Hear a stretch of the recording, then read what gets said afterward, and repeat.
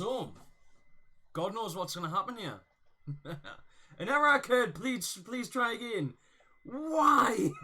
Oh man. I don't know if that's just my end or if that's everyone's end. Right. I am going to, because like I said, I don't know if this is just my end or if it's completely. But I think I'm gonna have to try refreshing this. Please try again later.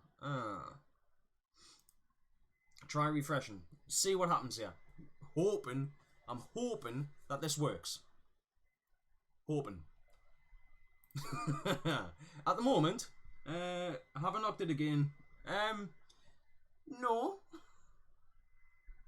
Oh dear, oh dear, oh dear. And great, it seems that it's not working. So, hang on. Something's happening. Yes! Something has happened. It looks like YouTube is not receiving enough video to maintain smooth streaming. As such, viewers will experience blah blah blah. You've got no sound. Right. I have no idea why. You should have. I'm on dial-up. It sometimes feels that way, but I have no idea what's going on. Have I tried turning it off and on again? I have. Why? What's going on now? Like, I'm assuming that this must be because I've got so many tabs open that things just don't want to work. So I'm gonna unpin and close. What was this one? I'm gonna unpin and close this one.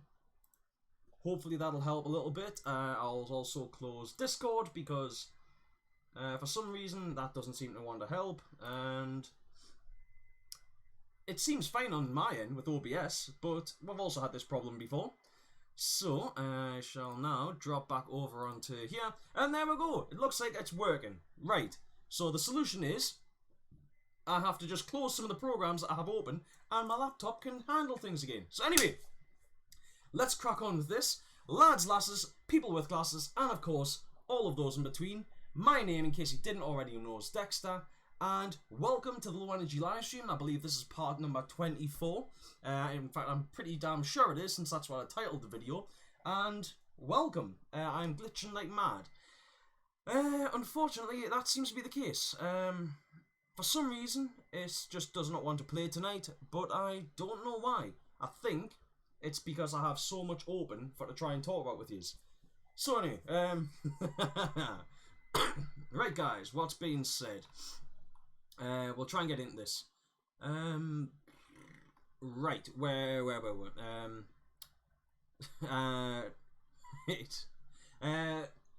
Hello Albert, hello Gassi, hello Ben, hello Martello, hello Chan, welcome to the stream. Hello Johnny 3 Tears, welcome. Dr. Rush, welcome to you too. Thank you very much for that, guys, for joining the stream. Also, thank you very much, Paul, for joining and for checking out the stream tonight. Hopefully, we can have a nice chat and we can entertain each other for a night. But only till 10. My time is not free. Right. Working sound and picture. Awesome. Right. Now, yes, as I said, hopefully this all goes smoothly and will get smoother as the stream goes on. Now, I did try over the past few days, but to do a bit more and improve the stream a little bit more. Unfortunately, things didn't want to work. As my life is, things just didn't want to work. But anyway, I am working on getting some channel art so that I can get things running a little bit smoother on the stream there. And I will look into getting rid of that horrible white section with the chat running in it. I want to see if I can fade out the background but still have the text in there nice and bright.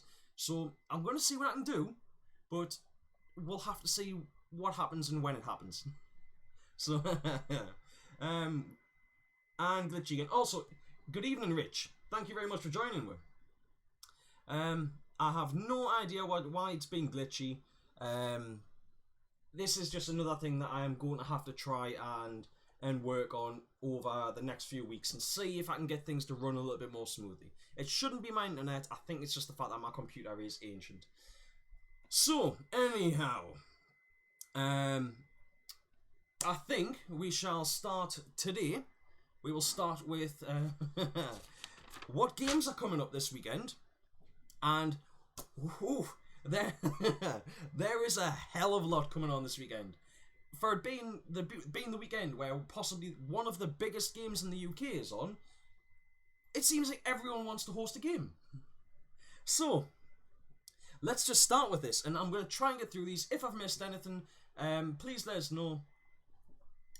Works like 1970s Britain. Yeah.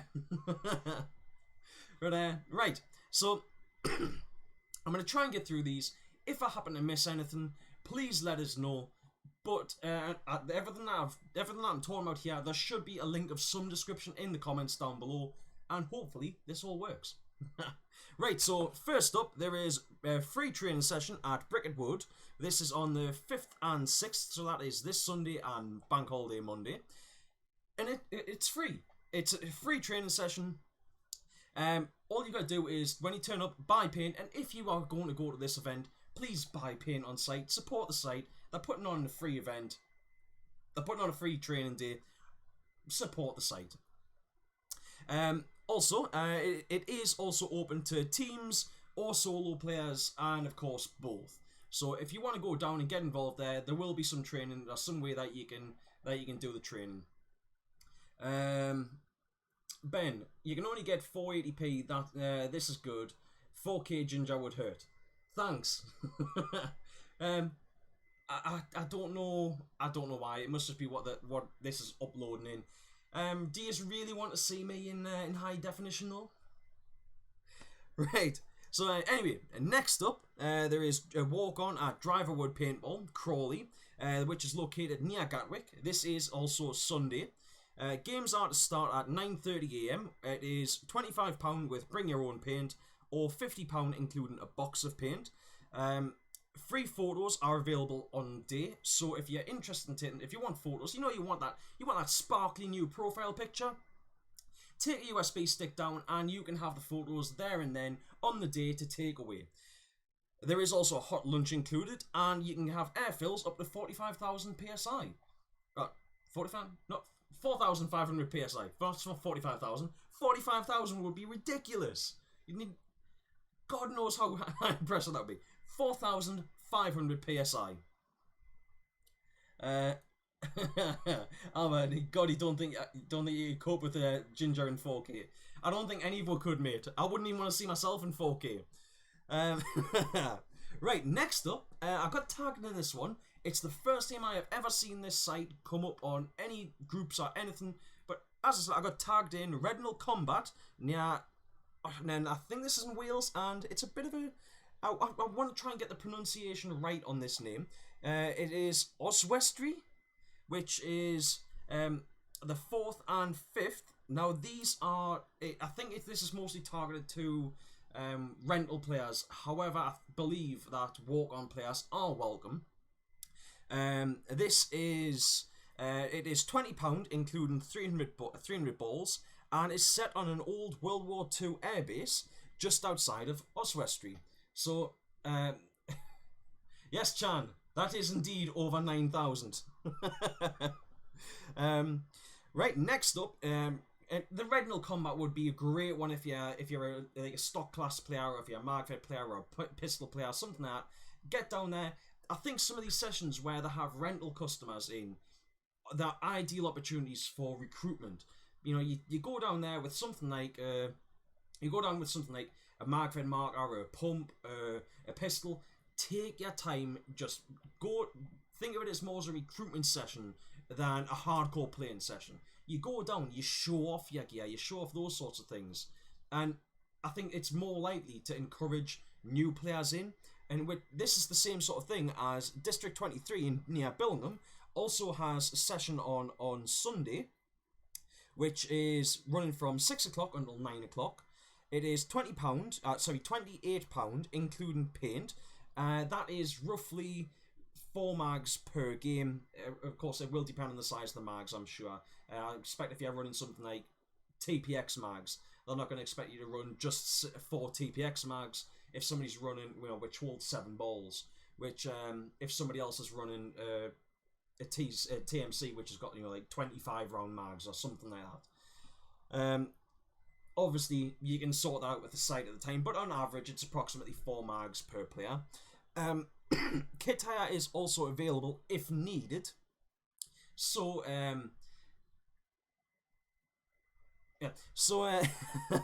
kit hire is also available if needed. So if you do need kit hire, it is included in the cost as I understand it, although I may have that wrong. Please don't quote us on it. But if you do need kit hire, you would get obviously your marker, your mags, chest rig, goggles, and I think overalls, but I'm not too sure on the overalls. But either way, that's pretty good. And if you're playing North versus South, or you're playing anywhere else on the Sunday, if you're anywhere near the location, you could even get yourself down and carry on playing until 9 o'clock. Finish playing one site, move over to District 23 and get a bit of CQB in action in the afternoon. Next up, there is Urban Paintball Bassett Law near Retford, which is again on Sunday. This one is £35 including a box of paint if you book in advance, or £40 if you book in, if you pay on the day.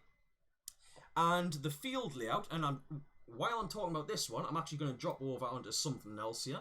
So hopefully this works. Right.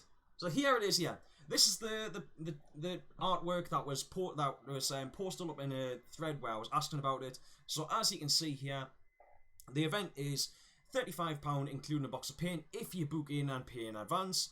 £40 including a box of paint if you pay on the day. And there is, of course, also dates there for when they've got all the rest of their events on. There is also the location on the poster there, and also a phone number if you want to go down and check that site out.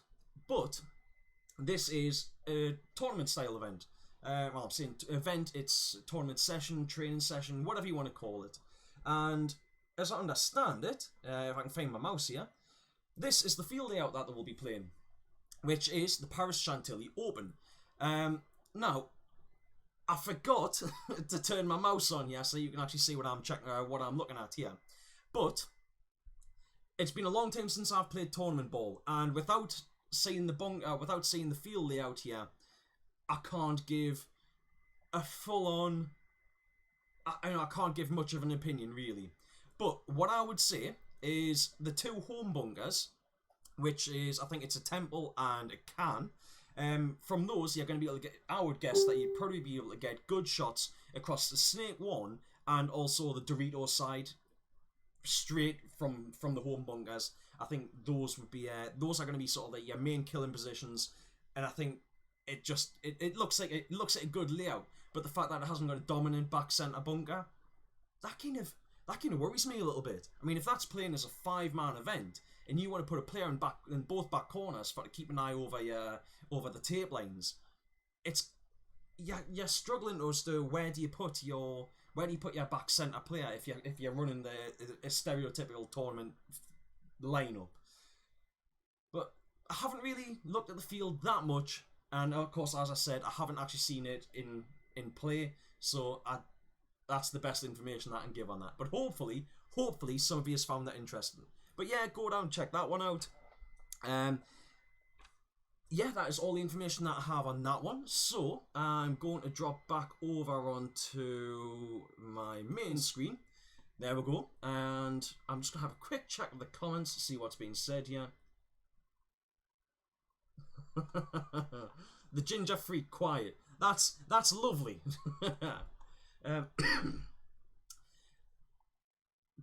Richie, you can't cope with us in real life. That's bloody lovely. Aren't I supposed to be sharing a hotel room with you this weekend? Richie, 45,000. PSI, that's a hop iron 4 pods on an old school shocker. Yeah. 100 shot pods, not 140s. Yep. Or even just 10 round tubes, as Richie says. Yeah. And Craig, is it just me or is the ginger freak very quiet tonight? Guys, last week, people were saying that I was too quiet. Now, sorry, they were saying I was too loud last week. Now I'm too quiet. Can I not please you? Can I not please you guys? Do I need to move in towards the microphone again? Is this the solution? Is this the solution? Do I have to carry the microphone around with this? Do I need to buy a new microphone and sit with it in front of my face? If I'm too quiet, turn your speakers up. Right. So what else we've got to talk about? In fact, before I do that, I am going to quickly close these here, and they are ready for the next section, for the next thing I want to talk about. Well, one of the subjects later on. And I have lost track of what I was talking about. Right, so next up, which thank you very much, Gassy, for the heads up on this one. I believe it was you that pointed out first, so thank you very much. BZ Paintball Yarm are hosting a walk-on event, which is Saturday, I believe. It's £20 green fee with a £10 deposit requested in advance. There will be a variety of paint on site, starting from £30, moving upwards from that point. There is also paint options available for magfed guys, or for even just players that don't shoot very much paint. If you want to only buy like a bag of paint, I believe, and again, don't quote us on it, but oh, thanks, Gassy. I believe paint prices, if you want to start with a bag, I believe it starts at around about £9, but again, please don't quote us on that. There is links in the description down below. Go check them out. Go find the pages and check this information for yourself, because I don't want to get anything wrong and point anybody in the wrong direction unnecessarily. Right. Albert, no.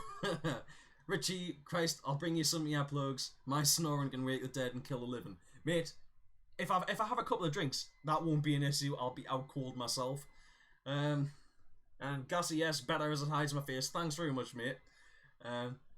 Richie turned up to 11, and it was better when I used the headset. Was it? If it was better when I used the headset, I'll tell you what, guys.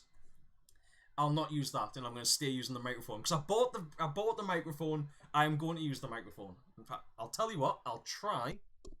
I have no idea if that'll make any difference. I don't even know what the buttons on the back of my microphone do. But BZ is £9 a bag. Thank you very much, Albert. As a pump player, I'm not surprised that you know that one. Right. So yes, hopefully the microphone picks us up a little bit better there. If it doesn't, I'll try flicking it the other way and see what happens. Right. So finally for this page, we have Paintball Park Kidderminster is doing a new field launch, which this is again this coming Sunday, the 5th of the 5th, 19. As always is the case with Paintball Park Kidderminster, it is free entry, which does seem to be drawing good numbers. People love a bit of free. The problem is, it's free entry, but it's site paint only. At least at the minute. I did say something earlier on. I'm not sure if I was supposed to say it, but there is possibility of having. There is possibility of them doing or allowing possibly some bring your own paint games, but at the moment, I think that's just a suggestion. There's nothing set in stone. But yes, so it is Paintball Park Kidderminster are doing the normal walk-on with free entry. If you want to buy a box of Tomahawk, it is £40 for Tomahawk Zero, or £45 for Tomahawk Competition, or GI 3-star. When you book in, if you book in online, you get a Domino's pizza at lunch. They are also launching a new field called Players Playground. All structures have been painted white, and players are invited to tag or graffiti the buildings before the game starts. So in the morning, you can head out there, you can tag the bunkers and make them your own. Leave your mark on the site that will be there as a permanent reminder that you have been there. So yeah, I mean, I think that is a nice touch. The fact that you can go out and you can go and do some art. And if we've got any paintballers who are, and I know we have got some who are particularly good at graffiti, if you can head down to the site, you've got free reign to do some amazing artwork on some of these buildings.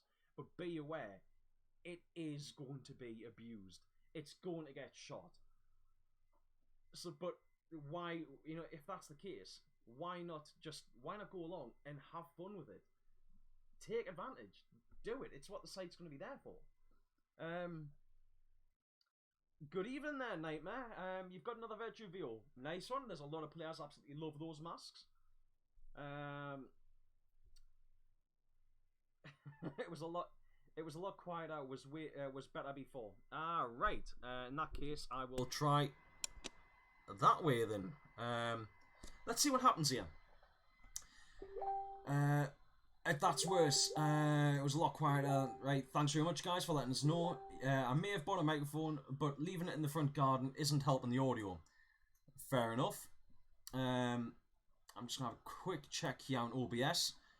I'm not sure. I'm hoping that that's working a little bit better there now.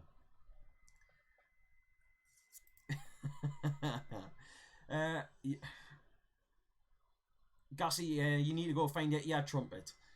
Alright there, old man. Yeah, you couldn't see us before, so now you can't hear us. Awesome. It's that good, eh? Yeah, you've got 3 VO contours. Very nice one, man. Very nice. Like I said, I know that there is a lot of players really like those masks. Right then. So, let's jump back over onto... I have no idea what just happened there. Right, why? Oh no, it's fine. It's fine. It is all fine. This is all good. Oh man, I hate technology.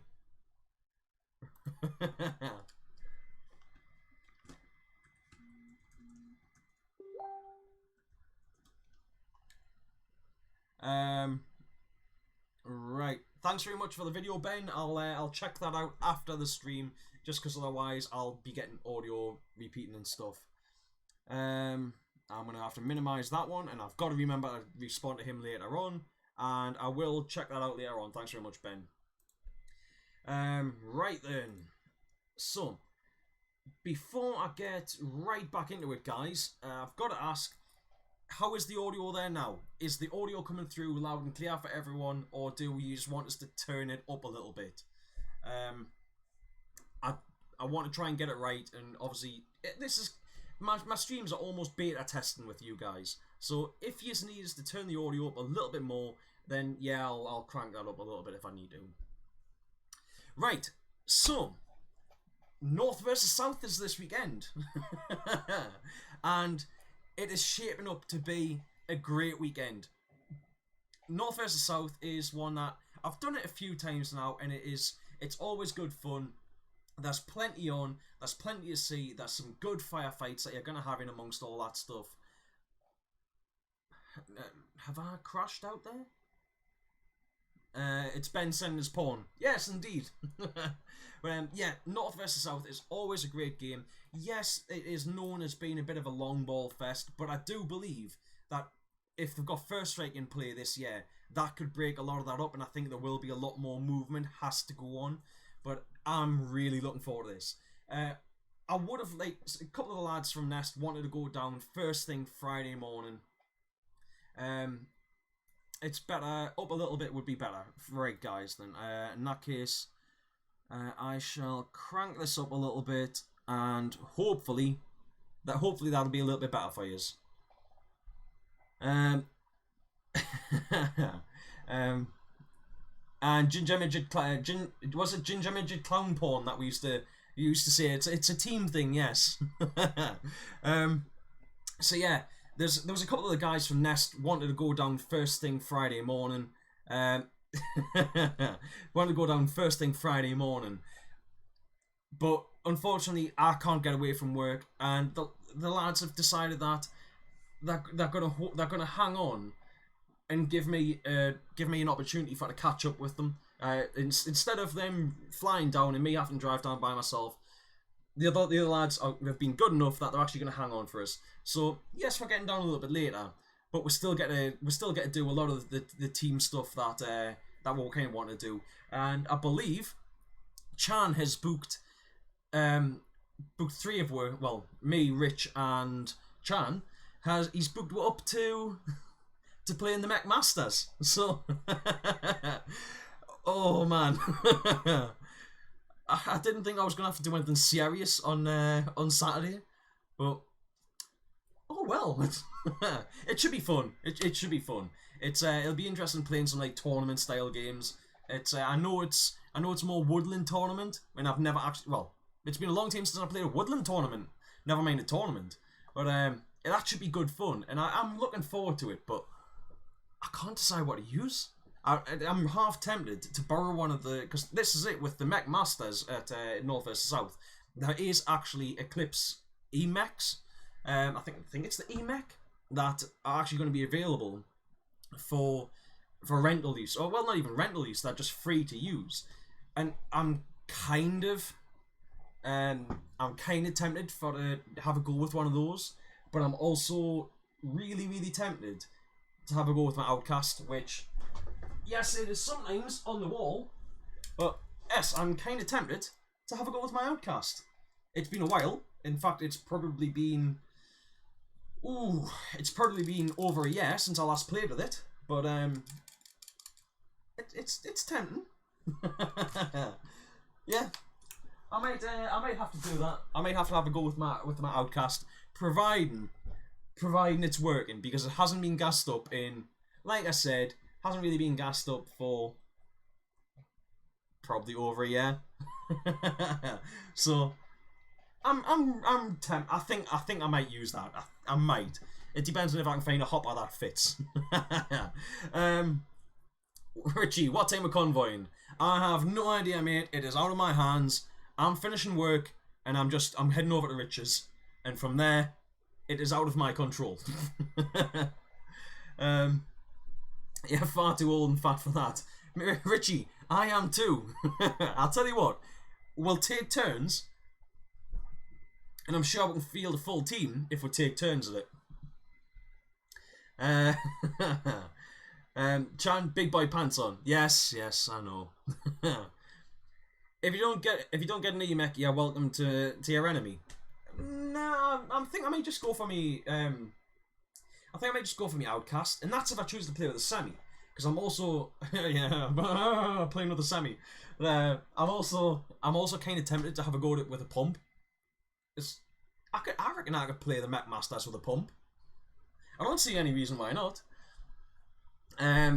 Use the E-Mech. Use the Outcast, and when it leaks, grab an E-Mech.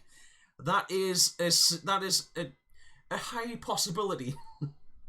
But I don't know if I really want to play with an E-Mech, because like I like using my own gear, and I feel I don't trust myself. I've said this umpteen times before, but I do not trust myself with a semi-automatic. I don't have the trigger control. At least when I play pump, I can sort of control myself a little bit. Yeah. So, but anyway, right. So I was talking about North versus South, and you guys distracted us. This is all your fault. I get distracted far too easily. But before I go on, guys, please share the stream around. Give it a like, give it a share, all that sort of stuff. I don't like asking for this sort of thing, but if I want this to grow, then unfortunately it's gonna have to be shared around and stuff. Yeah. Albert, using a mech, shame on you. You're handing him a cool badge. Well, I didn't say I was going to. I'm just thinking about it. Gassy, if I like, come guest for the BZ Grizzlies at the Grand Central Classic. Thank you very much, man. It is something that I may take you up on, but at the moment I can't guarantee to anything. So at best, assume that I'm not going to.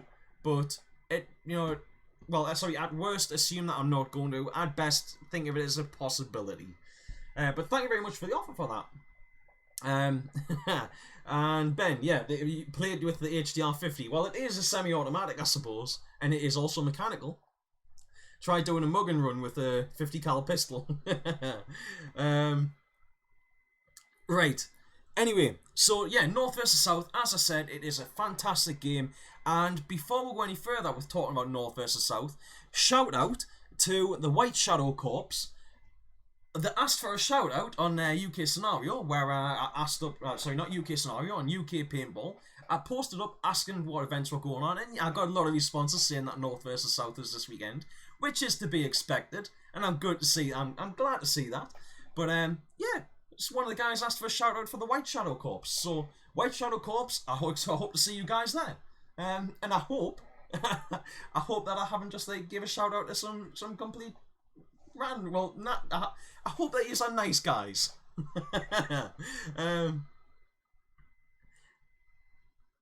Get master the Grand Central Classic.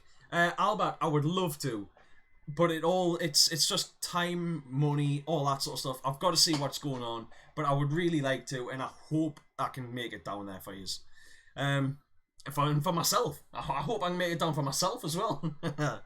Right. Anyway, so North versus South. I will get round to talking about North versus South. Right. So I've just had a bit of a skim through the posts. I haven't looked into it properly about exactly what is available and what isn't, but there's a couple of things which I thought were worth giving a shout out to. So the first one is, if you need tech support over the weekend, Planet Eclipse is there to do tech service for all of your Eclipse markers. Just take it over the tech tent, hand it over, and they will try and sort it out for you.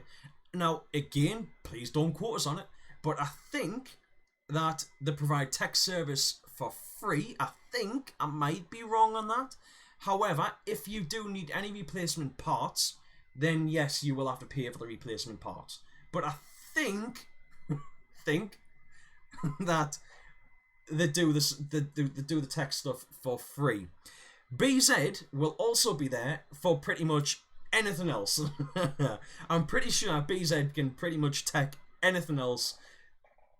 But if you have an Eclipse marker that you want looked at, Eclipse, take it to the guys that made it.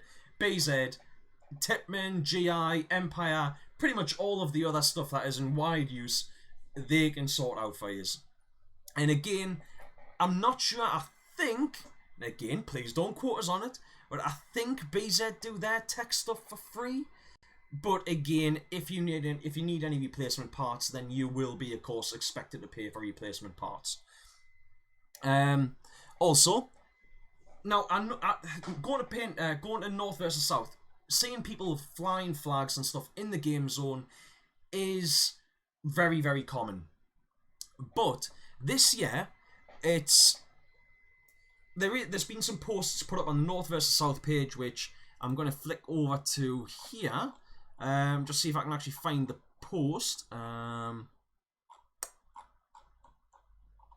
just want to make sure that I get this right. And I'm not sure if I've just lost it. Right then. No team flags, which are predominantly red, blue, or yellow, may be taken / flown on the Euro big games.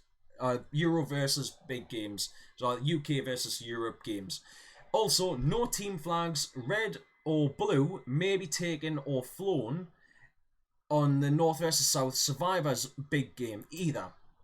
However, if you do have a team flag and you want to wear it as a cape, which I've seen a lot of players do at North versus South, so you want to represent your team in a big way, you can take your team flag out and wear it as a cape while you're playing. But you can't have it on a pole and be flying it around the site, because there is red, blue, and yellow respawn points going to be in play over this weekend. So it's just to try and cut down on confusion with players. You don't want to run up a whole bunch of red players thinking it is a respawn, only to find out that they're actually players on the blue side, however they have a red team logo.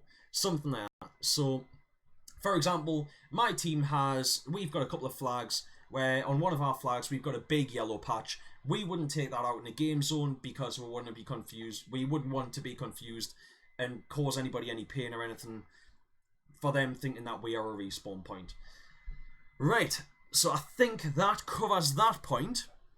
Another one that I think is really, really cool is North versus South this year. Now, North versus South, if you've never played before, is a huge site. It is an MOD training site, and it is a big site, and it's got proper roads all around the site.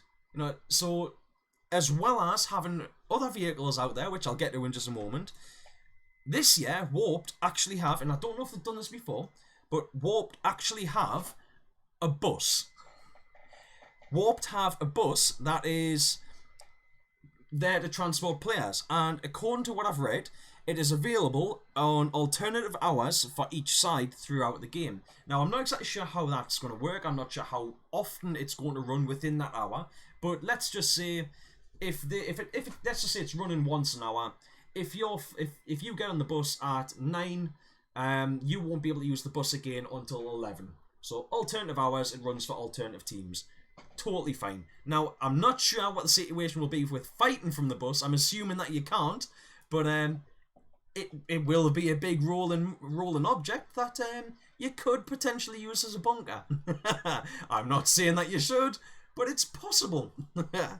But yeah, North versus South, they've used other vehicles previously as ways of transporting players around the site. I think anyone that's played North versus South before has probably been in the back of one of the transit vans, getting thrown around a little bit as you drive around to wherever you're going, which is part of the fun of it. But this year they've got an actual bus, and it's labelled up with Warped on it. It's got North versus South. It's licensed and got Warped on it, which I'm assuming is just a mock-up license. And it also has on the like the location where it's traveling to, North versus South, which that to me, that's just really cool. That I think it's a really nice touch for to have going to a game like this, because there is a hell of a lot of walking involved in North versus South. Big one though, if you want to attend North versus South but you haven't booked in yet, if you want to get a slightly cheaper price, you need to book in before midnight tonight. If you book in after midnight tonight, then you're going to have to pay a £5 surcharge, and you will only be able to pay for your ticket on the gate. Now, if that's the case, and you're going down the route of paying for your ticket on the gate, then you will only be able to play on whatever side you are allocated to. You will have no say in what side you play on if you pay on the gate. So now that that's out the way of scaremongering, again, if you haven't seen North vs South before, go down in the comments section. There is links in the description. There's links in the description down below. Go over to the North vs South page and check out some of the videos, check out some of the posts and stuff. Yeah, just give it a look. There's also videos on YouTube, including some of my own videos from previous years. But there's tanks. There's not many games in the UK that actually have tanks that are in play, and North vs South has. They've had them for, I think, last year and possibly the year before, and it's something that it's really cool. You know, they play. I think there's 3 different classifications for tank, and it is, if you can build it, you can take it, and you can drive it, providing it meets certain criteria. Which, that to me is, I keep saying it, but it's just so awesome. I've wanted to build a paintball tank for years, and I've never gotten around to doing it. But yeah, go check it out. It is awesome. Right, so I'm going to drop into the comments here and have a look. Right. Gussie, that goes for any of the Nest members apart from Robson, because he doesn't like airsoft. Gussie, what is it with you in airsoft? Are you converting?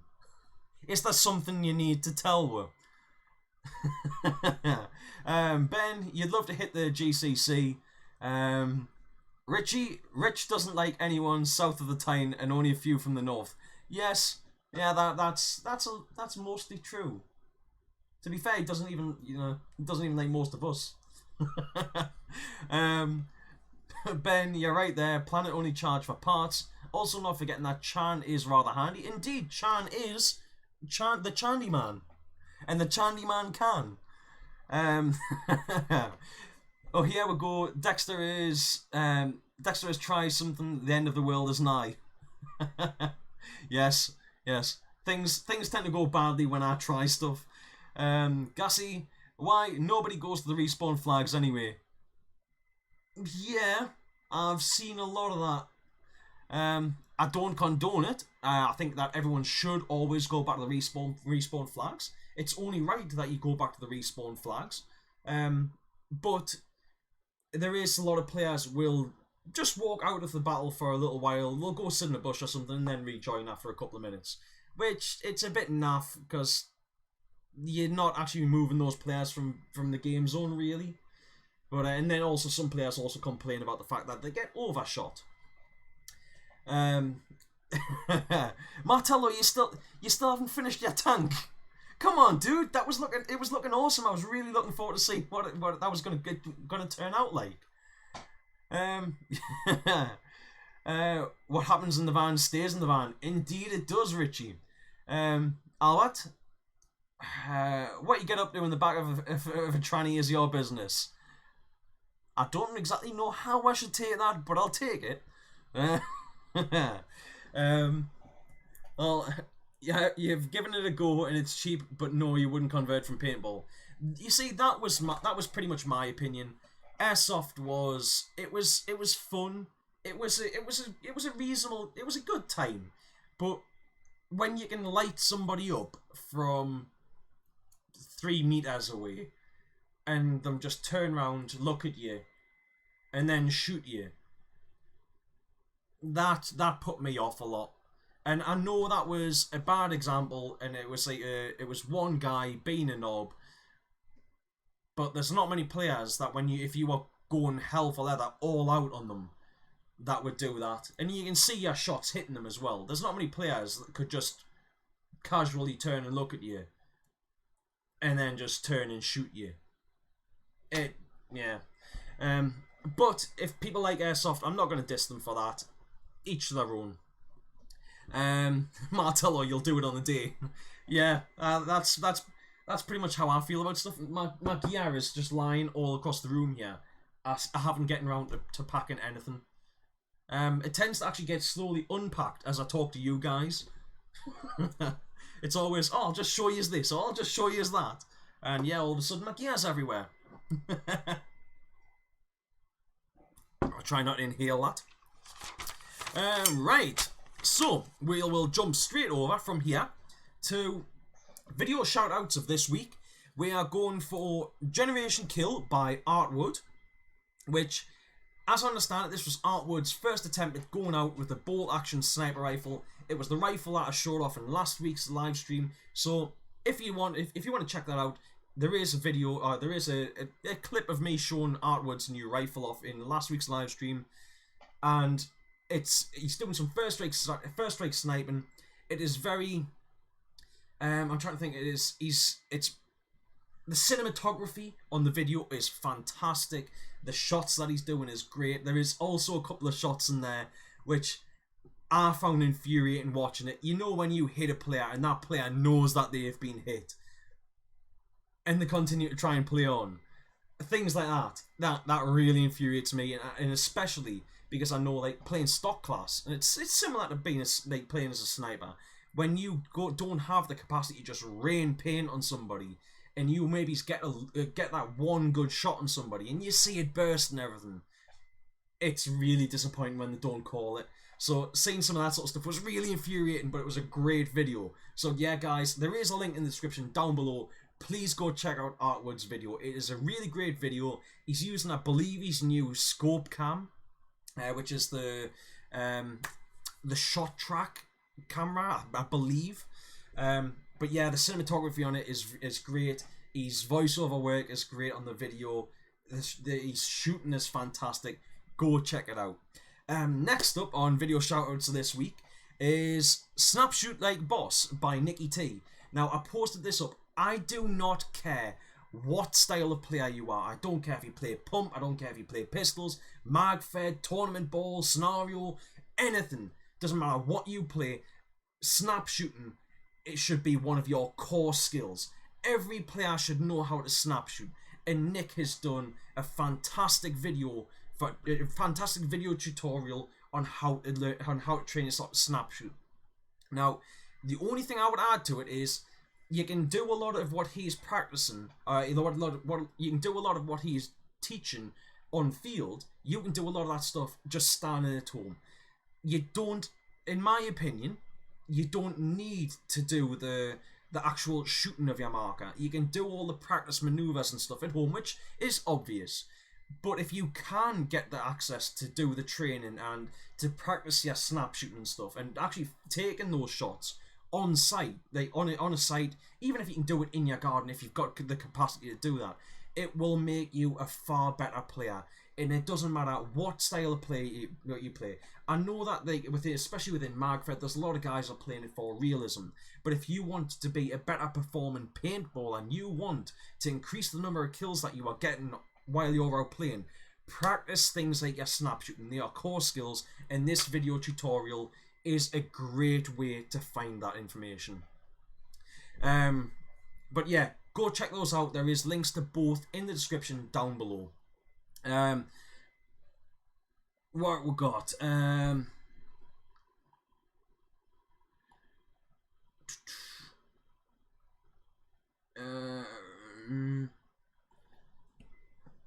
Ben, to be honest, Gassy, last time we were there, no one was playing.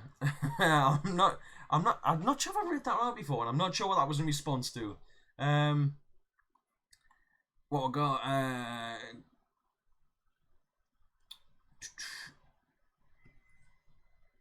Gassy, the cheating is horrific. Is that airsoft? Because if it is, then yeah, I would totally agree with that.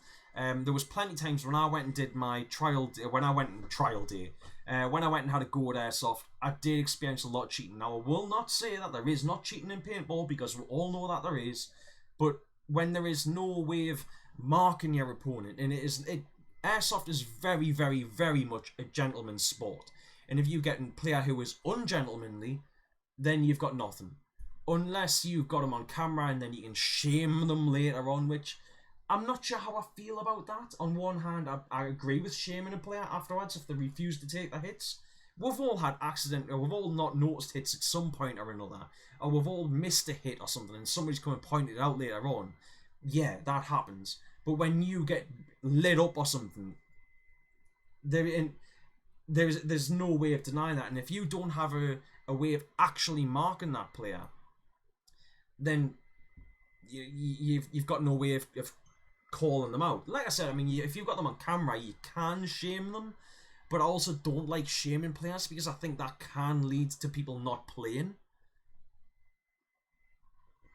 Yeah, I think that can lead to putting people off, because if you've been shamed in that way, and I believe this was one of the reasons why William Shatner stopped playing, because I've talked about this before, but I've never seen video footage of there is a photo which is a little bit infamous with all the ballers of William Shatner with his marker up with a hit, I believe it is on his left leg in mid thigh, and that photo was then taken around and posted all over the event the following year with the slogan "Shat the Rat."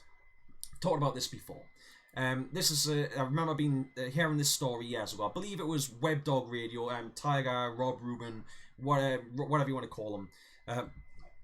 I've always thought Tiger seemed to be a very nice guy, but I can't remember even what the context was of the video he's talking about. But I've never actually seen video footage of the hit on Shatner's leg.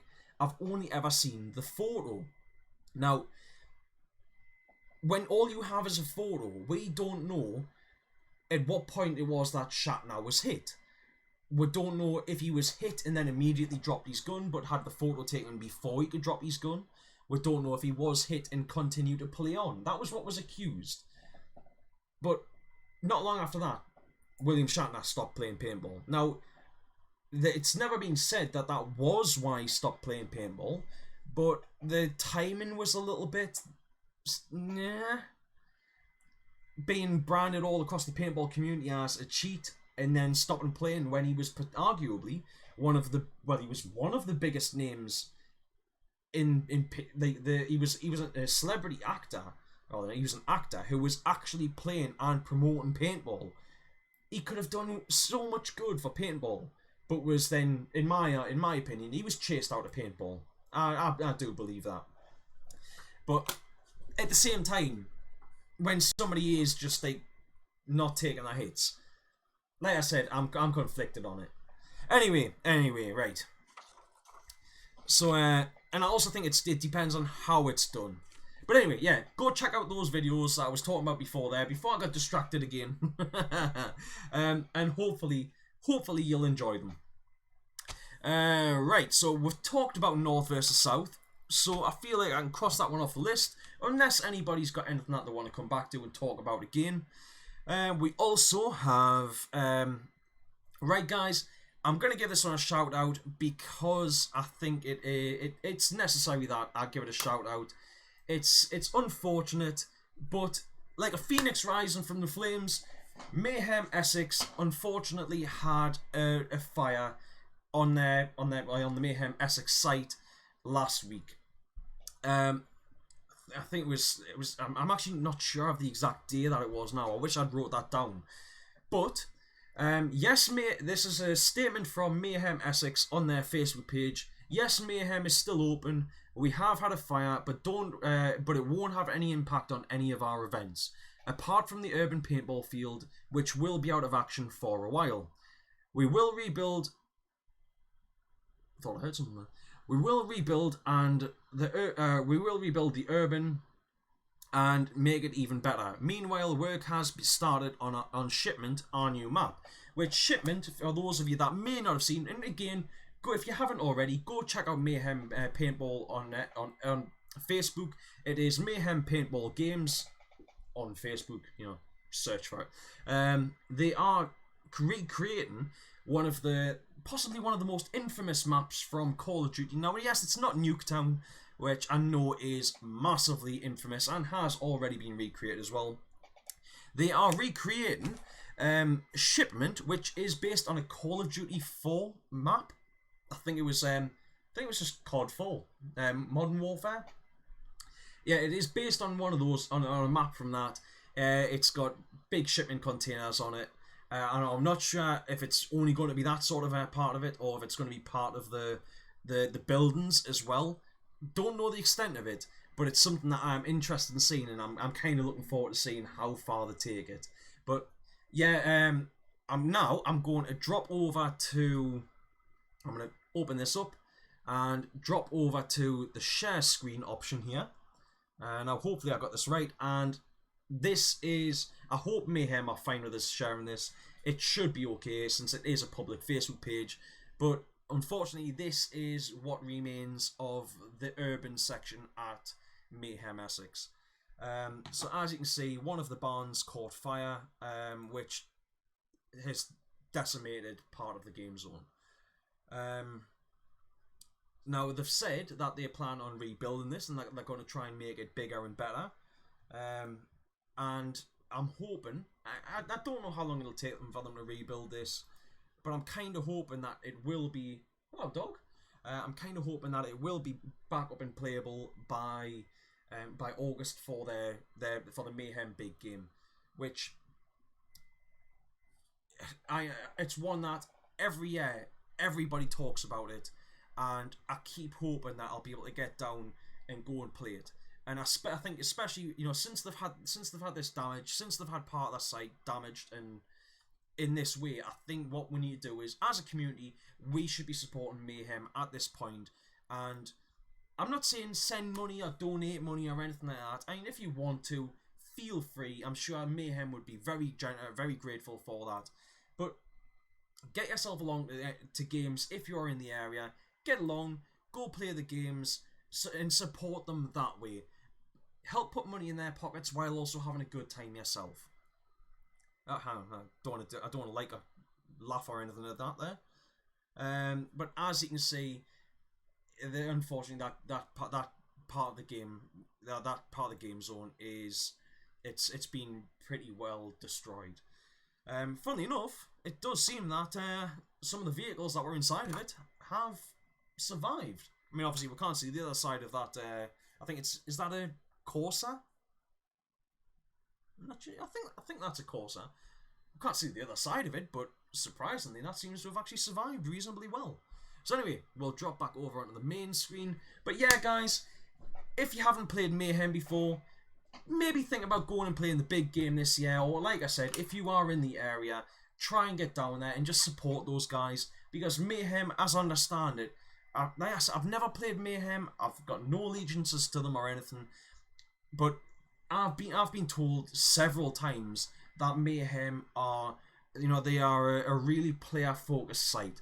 They put in a lot of effort, and they put in a lot of time, a lot of effort into trying to make their site a really great site. Now I'm just gonna close that, and yeah, there we go. Right, now while I'm talking to you here, I'm gonna try and find something else because I forgot to bring pictures of it up before. I'm gonna try and find something else here. Right. While I'm waiting for that to load, come on. And quick check. Right. Of course, you would share more stuff when I'm trying to find pictures, wouldn't you? Right. So, guys, I'm going to give a quick shout out to the page because you'll probably need to find this a little bit later on. But there is a Facebook page called UK Autococker Owners. It is a closed group, but I believe that you can get in by answering some simple questions. Like I said, it's called UK Autococker Owners. And I was asked to give another little product shout out. If I can just find some photos here. Come on, where are they? Now this is one of the guys from my team. Now I've got to give full disclosure here. I believe it's only right that I give full disclosure. I was asked to give a shout out for these products in exchange for some of these products. But I have every faith in the guy because I've known him for years. I've known him since before he was even allowed to drink. Chan, the Chandy man, he's always, the bloke is great at making stuff. He's the one that did a lot of the, in fact, he got the anodizing sorted out for my 05 Pro stock, my Tony the Tiger Frosty's Ginger Autococker. He sorted that out for us. He's done polishing and milling and stuff on my Franken pump, which I know a lot of you have seen.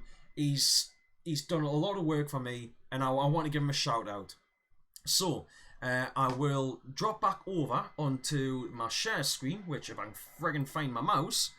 Right, guys. So yep, I'm gonna drop over onto the share screen and give a shout out to Chandy Man for his bolt pins that he has done for autocockers, because I know that there is a lot of the guys that watch my stuff and just in general might be interested in autocockers. Chan has made these new and improved autococker bolt pins. There is a brass, an aluminium, and a Delrin version. And look at that! Look at the shine on that. The aluminium bolts, if you want, bolt pins, if you want, can be anodized. But look at that, man. I mean, that is just polished aluminium. That is beautiful. I think there is another couple of photos as well here. Now, I was saying before that he's done loads of work on my guns. That is the back end of my Franken pump with one of the bolt pins in it. Now, he's made bolt pins before, but I found that the previous bolt pins, which I don't know, in fact, I've got one over here. Right. That is one of his earlier models of bolt pins, which hopefully that you can see that there. In fact, I'll drop back over onto the main screen, which if I can find my mouse again, drop back over on the main screen. That is one of the earlier bolt pins that he's made. I'll pull that out there. Now, it's a little bit dirty because obviously it's been in my marker, but I don't know if you can particularly see that very well there. And I'll turn that over so you can see the other end. Fantastic, really nice, really well made, very light. But I've always kind of thought, now as nice as these original bolt pins are, if I can actually get this back in here, I think that they're a little bit difficult to get hold of. I normally have the bolt pin in my left hand side so that I can pull it out, pull the bolt out, stick a squeegee down through, and then put everything back in. and I find it'll be a little bit difficult to get hold of. The way these ones have been made, where it's more of it's almost a golf tee design. They look to me to be a lot nicer to get hold of, and I think that I just think they look really nice, especially the brass ones. Now over time the brass will probably dull, so you might want to keep polishing that up every now and then. But the brass ball pins just look very, very slick. Look really nice. I mean, see that to me, that in contrast to the gunmetal of just the raw autococker body, that looks tidy. I don't think anybody can argue with us that doesn't look really nice. And again, the Delrin one. I think the Delrin one, if you're going for like a ninja'd out body, you know, if you're going for like a blacked out body, that the Delrin ball pins would look very, very sweet. They blend right in there. You know, you're not going to have anything shiny. You're not having anything shiny in chrome. It's just going to look really tidy. But yeah, that's back to the beginning there. So I'm going to leave this now and drop back over onto... Oh, hang on. I forgot to change the screen. I'll have to go through that again, right? So, right. I'll go through this quick since you've already heard the spiel. Right. So, yep. There's the aluminium, the chrome, and... the aluminium, the brass, and Delrin. So, again, as you can see there, the chrome one blends in reasonably nice. Would just look really nice. I don't know if I've just been disconnected from on OBS there. Hopefully not. Hopefully that's actually running fine. Anyway, and finally, like I was saying, on a murdered out, on ninja'd out, autococker, whatever you want to call it, the Delrin ball pin would just be perfect. It's not going to glare out. It's not going to give you anything extra and shiny or anything like that. It's going to do its job nicely. It's going to be it's going to blend in with the rest of your autococker. It's going to be very, very tidy. Right, anyway, I'm going to drop back over onto this now, back on the main screen, and I'll have a look and see what you guys are saying. No, I don't know if I said this last week or not, but I decided to have a change around on my desk. Now, I think the change around has actually worked reasonably well, except for the fact that the monitor over here is my primary monitor, with my secondary monitor, obviously, here.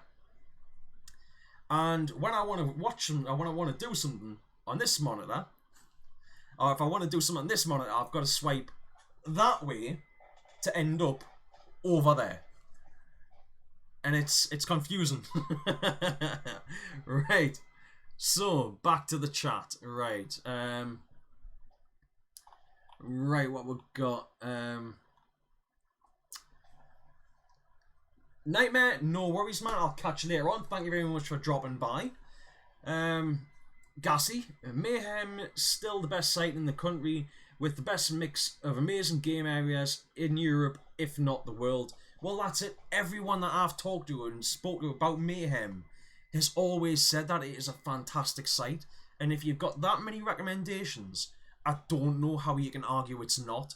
I don't know how anyone can say it's not.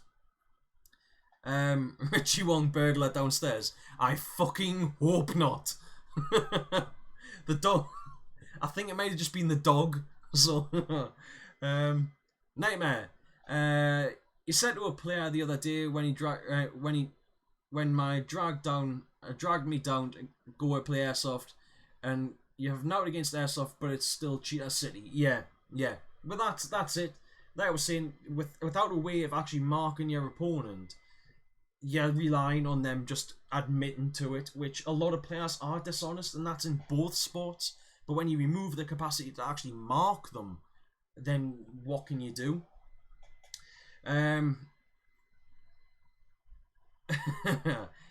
Albert, stop hopping and pay for a ticket, mate. I'd love to, but I can't at the minute. I can't guarantee to anything. So it's I know I've said it before, but I just recently quit one of my jobs. I was working 7 days a week until relatively recently, and I'm still just getting used to the idea of not having that extra money in the bank account. I've effectively lost £600 a month by quitting part of my one of my jobs, but it was better for my health and better for my sanity to quit one of my jobs and just take that time off. Now I only work 5 days a week, and I feel so much better about myself. Richie, paintballers can't even answer their own names. Yeah, that's actually very, very true, mate.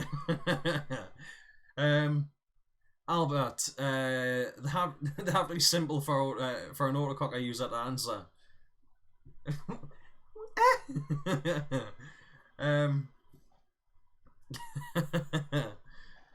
Nightmare. It's part of the Modern Warfare series. Yeah. Chan. There's also Chan is the Chandy Man is actually in the chat section here, and there is also a stainless steel option for the bolt pins if anybody is interested. Chan, if you are still here, can we you take it? I want some of the brass ones. I'm not saying anything. Chan, can we get a price? In fact, I believe that you have already gave us a price, but I didn't write it down, and there is no way that I'm going to be able to find that in the chat section in the team chat now, or wherever it was that you posted about it. I'm not going to be able to. Hang on, right. I think I may have just found it. Right. Nope, he didn't give us a price. Right, Chan, can I have a price for the bolt pins, please? So that I can give everyone a proper shout out and let everyone know what the prices are.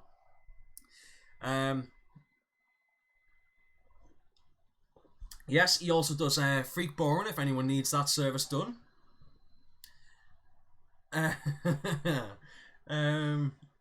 Albert, you love the polished brass. It's nice, isn't it, man? Albert, ooh, look at you, 2 monitors. Mate, one of my monitors is the TV out of the spare bedroom. It's not exactly posh. Yes, okay, I do technically have 2 screens, but I can't really say it's posh when it's just a monitor from the spare bedroom. It's a TV from the spare bedroom. Right, Chan, the Chandy Man. All pins are ready to anno, £3 posted or 4 for £10.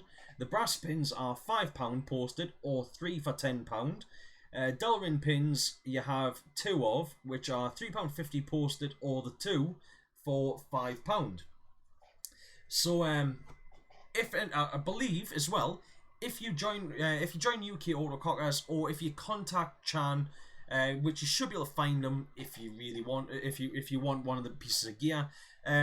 You may, if you are at North versus South this weekend, you may be able to convince him to bring some gear down for you, but you'll have to arrange that with the man himself. Richie Wong, $1 million plus postage and fees. Yeah, go for the full Go for the full Dr. Evil. $1 million. Welcome there, viewer. Oh, and gone again. You're back. Welcome, viewer. Welcome to the Low Energy Livestream, where today I am talking all things paintball related, as I try to in most of the streams. Yeah. Right. So that is that talked about. Another quick shout out. I've got a hell of a lot of product shout outs and a hell of a lot of players and team shout outs today. I've got to start charging for this service. Battle Gear UK are going to start stocking Lapco products, and they are taking pre-orders.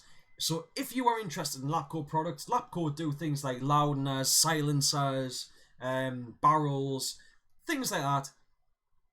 We're up to 11. I know, Albert. I know we are up to 11 viewers in the live stream. This is awesome. Thank you, guys. And one of those isn't me, because I don't think it counts if I don't think the viewer count thing counts me if I'm just on the dashboard section. But yeah, so if you are interested in Lapco products and you are searching for them in the UK, go check out Battle Gear UK. There is, of course, as always, links in the description down below. And get yourself some cool Lapco gear. I'm not exactly sure to the extent of what is available, but definitely go check them out. Right, Martello has posted up glossy photos of that shot. The new, in my opinion, the new iconic photo of paintball. As I can't remember who it was that posted up about it, but posted up saying that it's a new. I think it may have been Richie. Posted up saying it is a new classic or a modern classic paintball shot. It is a phenomenal photo. And those photos are available at North vs South.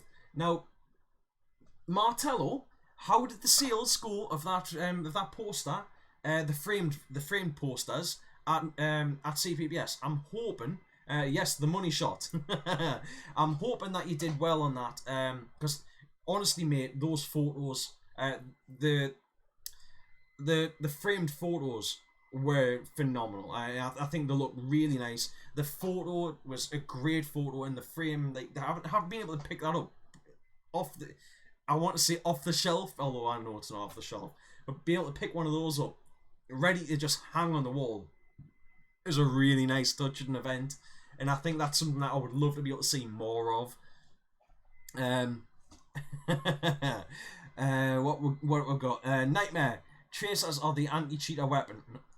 The thing is, though, Nightmare, they are and they're not. I mean, yeah, you can see, you know, in a dark environment, you can see the BB hit somebody, but you're still not leaving a mark on the person, so they can still just deny it.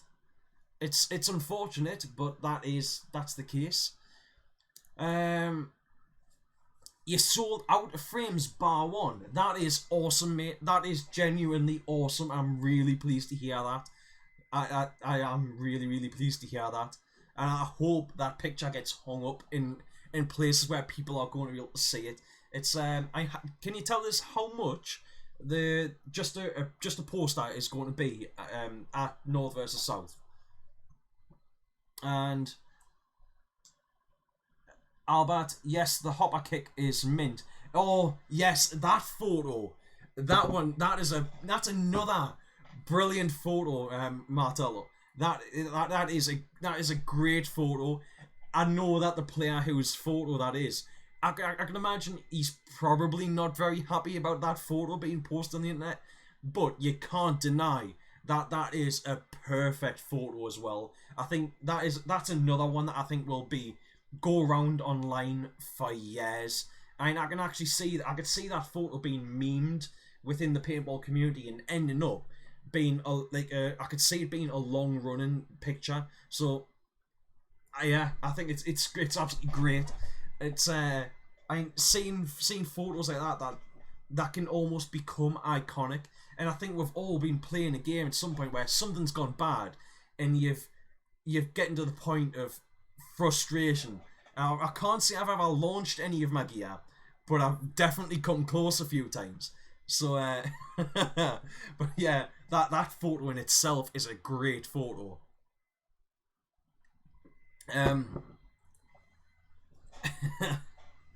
Nightmare, you just fixed your Spire 260. Good lad. Martello, $6.99 for the thin matte poster for framing, or $8.99 for the glossy thick wall poster that you can just tack on the wall. Very nice.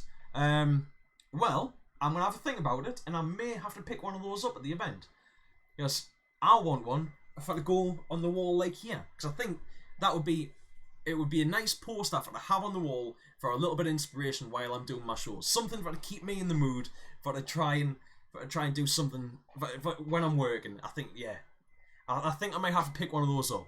I've been eyeing up the headbands as well, and they're very tempting. There's one in particular that I'm really, really tempted by, and the thing is, where are you selling stuff from? Because I think at CPBS you were basically selling out the back of a van, weren't you?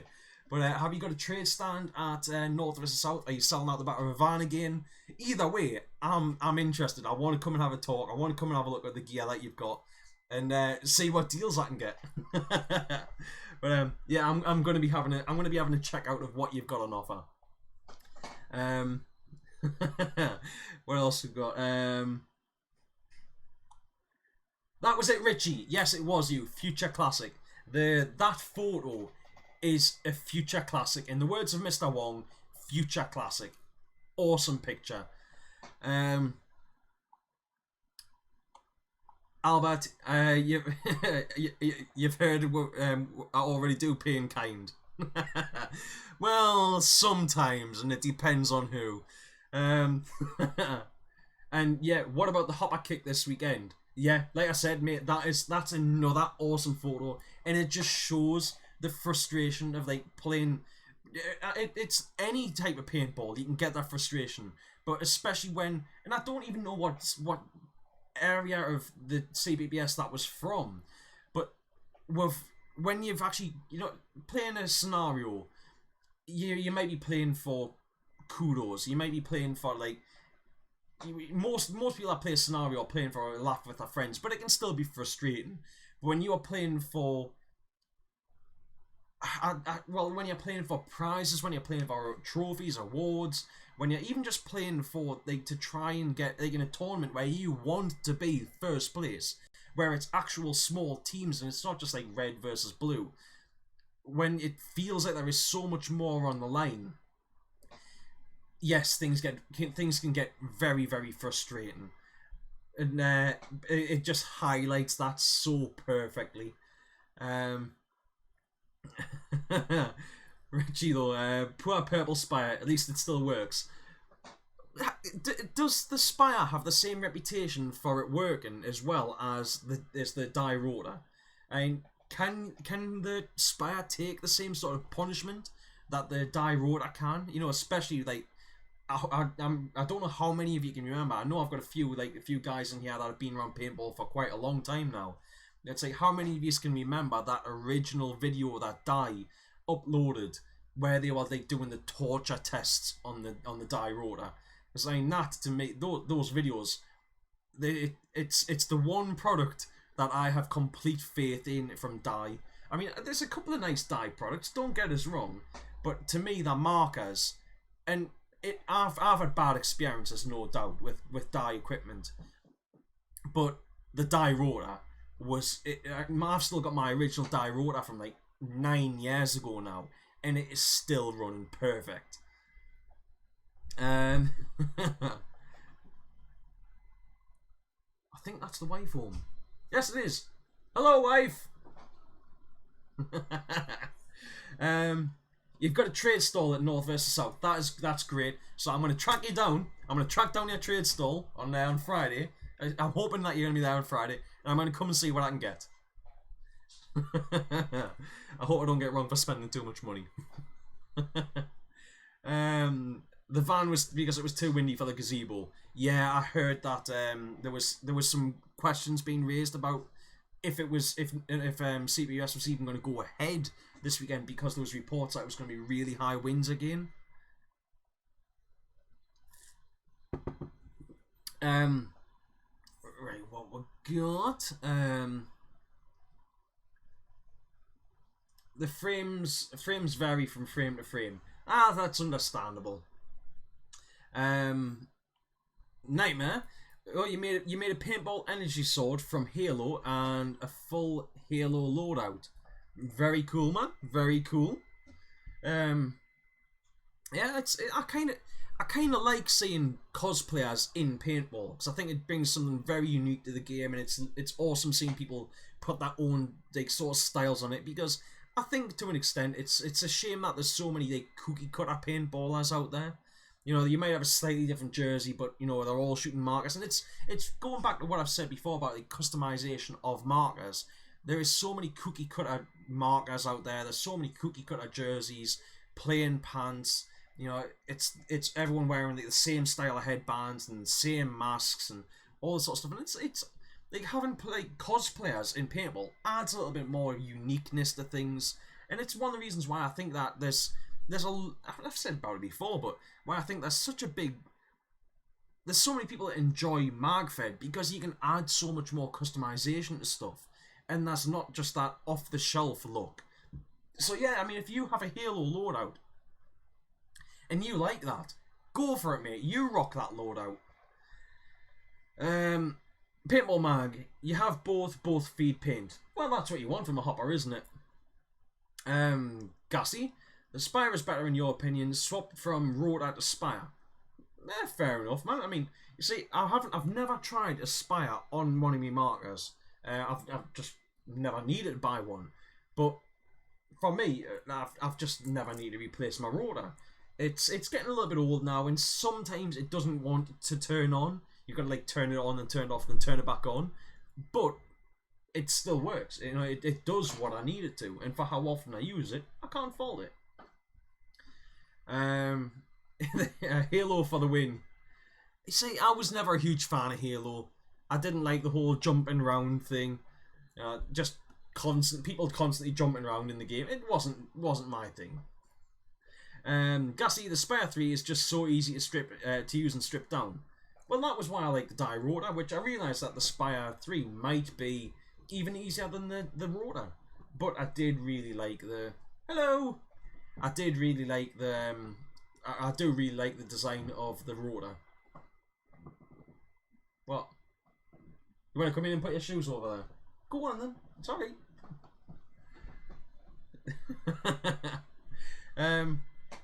Richie with the same batteries in it. You know what it is? I wouldn't be surprised if the original batteries that I put in my Rotor would still be working now. And also, we are now up to 12 viewers. Thank you very much, guys. Thank you very much for dropping in and checking out the stream. You are always more than welcome to be here. I stream every Wednesday night. So, yeah. Thank you very much. Richie, wasn't it Rich that emailed Die and complained that the batteries in his Rotor had died after like 5 years? It's like, well, they're not Die batteries, are they? Nightmare, you have 3 spares and 2 Rotors and both TFXs and an egg hopper. See, in my opinion, you cannot beat the egg. The egg is the ultimate hopper. It just the only bad part with the egg. I'll absolutely love the design. The clear original, I think it was the egg 3. The only thing that let that hopper down was the feed neck. There were so many people had problems where they would dive into a bunker or something, and the feed neck would just would snap because it was so back heavy that the hopper would then just go. It would just get launched, and that was, in my opinion, the only fault with the egg hopper.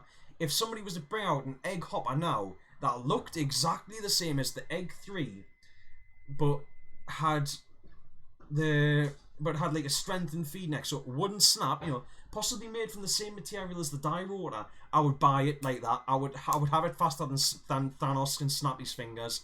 I would take somebody's hand off for that. The View Loader egg, in my opinion, was the best hopper ever made. Fight me. Change my mind.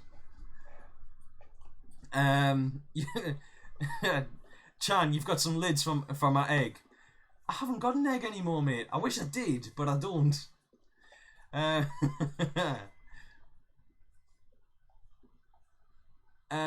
What we got? Nightmare. Do I want a Sandana? Because you've got 12 brand new ones in. Mate, I don't think I can afford to buy a Sandana. And Spires don't jam. Well, that's cool. I mean, I can't say I've only ever once had my Die Rotor jam, and it was because I was putting paint through it that was shaped like eggs. It was terrible paint, and that is the one and only time my Rotor has ever jammed, other than when other players interfered with it, by dropping coins into it. But that wasn't really the hopper's fault. That was just those players.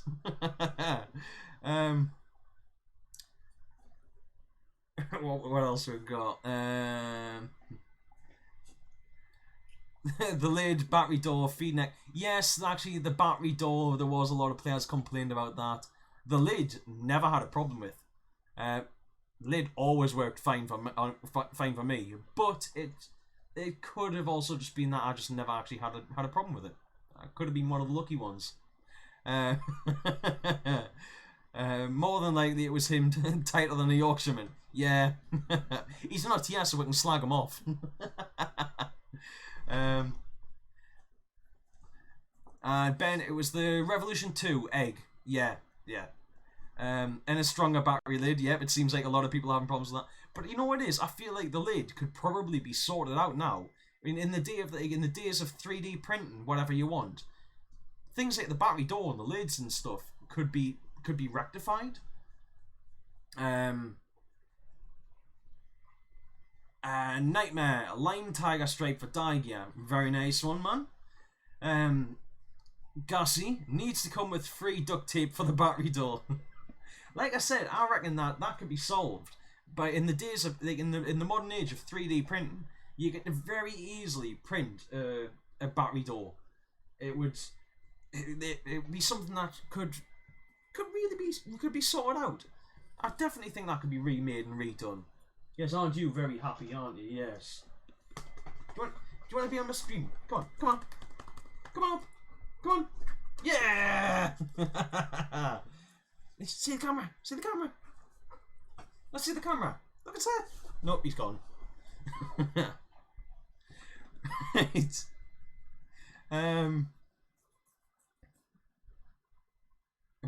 What we got. Halo. The Halo was a good hopper. And it's just now that you can see my dog. Yeah, the Halo was actually a good hopper. I think the shells let the Halo down. I mean, the shells were the exact same shells as the Reloader B. And I found like because I had two Reloader Bs when I first started playing, and I found that the noses started to get cracked, and eventually over time the noses started to cave in a bit. You know, the more you see over time as you took hits on the nose of it, they got hairline fractures, which then slowly got bigger and bigger and bigger, and you ended up with a massive gap in the front of your hopper, which was really disappointing because I really liked those hoppers, but it's unfortunate that that's just what it is. But yeah, I mean, if they were to remake the Reloaders or the Halos, I'd probably buy one of them because they were, in my opinion, were a really good hopper as well. I don't understand why some companies don't redo some of this stuff. I think it'd be quite cool. I wonder if you could actually 3D print shells for a Reloader or a Halo. I actually wonder if there's anybody out there that's still got like I wonder if I was to post up on one of the pages on Facebook if there's anybody that would sell a Reloader B or a Halo, because I'm kind of tempted to buy one for to go on go on my cockers and things like that. Mind, they did eat batteries, like. If one could be, that's something. I wonder if you could modify a Halo to modify a Halo or a Reloader to use less battery. I wonder if you could put like rotor internals into a Reloader or into a die. Yeah, actually, I wonder if that's possible. Into like either into a Halo or a Dam, whatever it is. Martello, you've still got all of them. So I'm just kind of reminiscing now on gear that I've sold, which I wish I hadn't. I think I did end up selling what was left of my Reloaders, and I know I sold my egg, which I regretted. But I can't remember who I sold my egg to. I think I ended up selling it for like a £5. Still silly. Albert, put an eggy on your twisted TPX. Nah, I don't know what you mean. You've Aspire 8 on your twisted TPX 14. What? You lovely getting infrared with. I love getting interfered with. Yeah. Gibbs, yep. ammo box for the win. Well, yeah, I mean, I suppose, you know, the ammo box, no batteries needed, still works now. Will probably work for the rest of all time. I suppose it might cave in eventually after taking enough shots, but yeah, I mean, the old like, ammo boxes and cheese wedges and stuff, yeah, they still work. In fact, Batchy Paintball shared something on their YouTube channel. Well, Dan Batchy shared something on his YouTube channel a little while ago, where it was I think it was somebody in America is now 3D printing replicas of like the old little ammo boxes and cheese wedges. They're being done in like nice bright colours and stuff because it's 3D printing, so of course it is. But kind of cool. Some of them are being done with little lids, and some are being done with the like little feed gates that you would have in like the back of a stock class Phantom.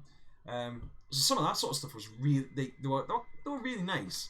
And they're, you know, if you're a pump player or something like that, or even like, you know, you're playing with like limited ammo games or anything, really nice touch to put on the top of your marker. The ammo box was a mint hopper, but go for silly money now. Yeah, that's it, Albert. Pretty much like all of the old school sort of hoppers are ridiculous. I mean, you can get like ridiculous money for stuff like Winchesters now. I mean, and they're not really that much different to like the I can't remember what it's called. It's is it the G&G little hoppers? But yeah, they're not that much different to those really. And I'm pretty sure I've got one over here. Nope, that's a 50 round pod. And what we've got. There we go. I mean, I will admit, you know, that's one of my Winchesters, which was kindly donated to me by Mr. Wong. The Winchester, it's nice, good build quality. I think the original lids on them were a bit naff, but with a pod mod lid on it, they are great little hoppers for playing pump or anything like that. And then you've got the G&G ones, which, again, the lid on them, those lids are terrible. But you could take the lid off that, and you could do a pod mod on that, and it would work. But the build quality on those is a bit naff. Now, realistically, they're going to do the exact same job, but it's cheap. You can see that is cheap plastic. It's quite thin. When you open that up, it does have a bit of flex to it. It's not fantastic, but it will still do the same job. And I'm not sure. I think it probably would empty reasonably fine. But that, you know, you've got the nice curved tip on the front there. You're going to make sure that with that on, you might have to give it a shake a few times just to make sure no balls jam up. But once you start getting low on paint there, the shape of that, you're going to make sure that all the balls roll in nice and smooth down the feed neck. That on top of your marker, I would be kind of worried that depending on how you're holding your marker, you might just get a ball stuck in the tip there, and it's not going to feed in brilliantly. But it's still functional. It's still going to do the job. But yeah, I just don't think it's quite as good. But definitely the old Winchesters were fantastic hoppers. I mean, they were a later addition compared to things like the what were the oil can hoppers and PVC tubing with rifle scope caps on and stuff like that. Obviously far advanced compared to that, but still nice.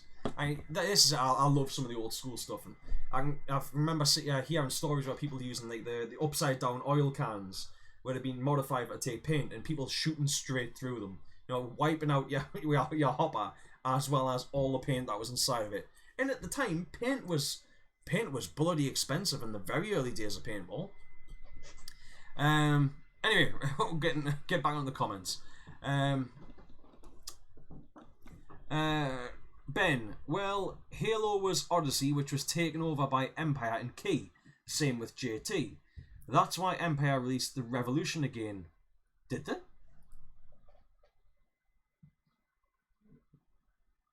Huh. cool. Oh yeah. They released the Revolution a few years back, but it was a more updated, and it was a different type of plastic, and it wasn't as nice of a hopper. It was functional. It did everything that you needed to. It did everything that you'd want from a cheaper end hopper, but just wasn't as nice.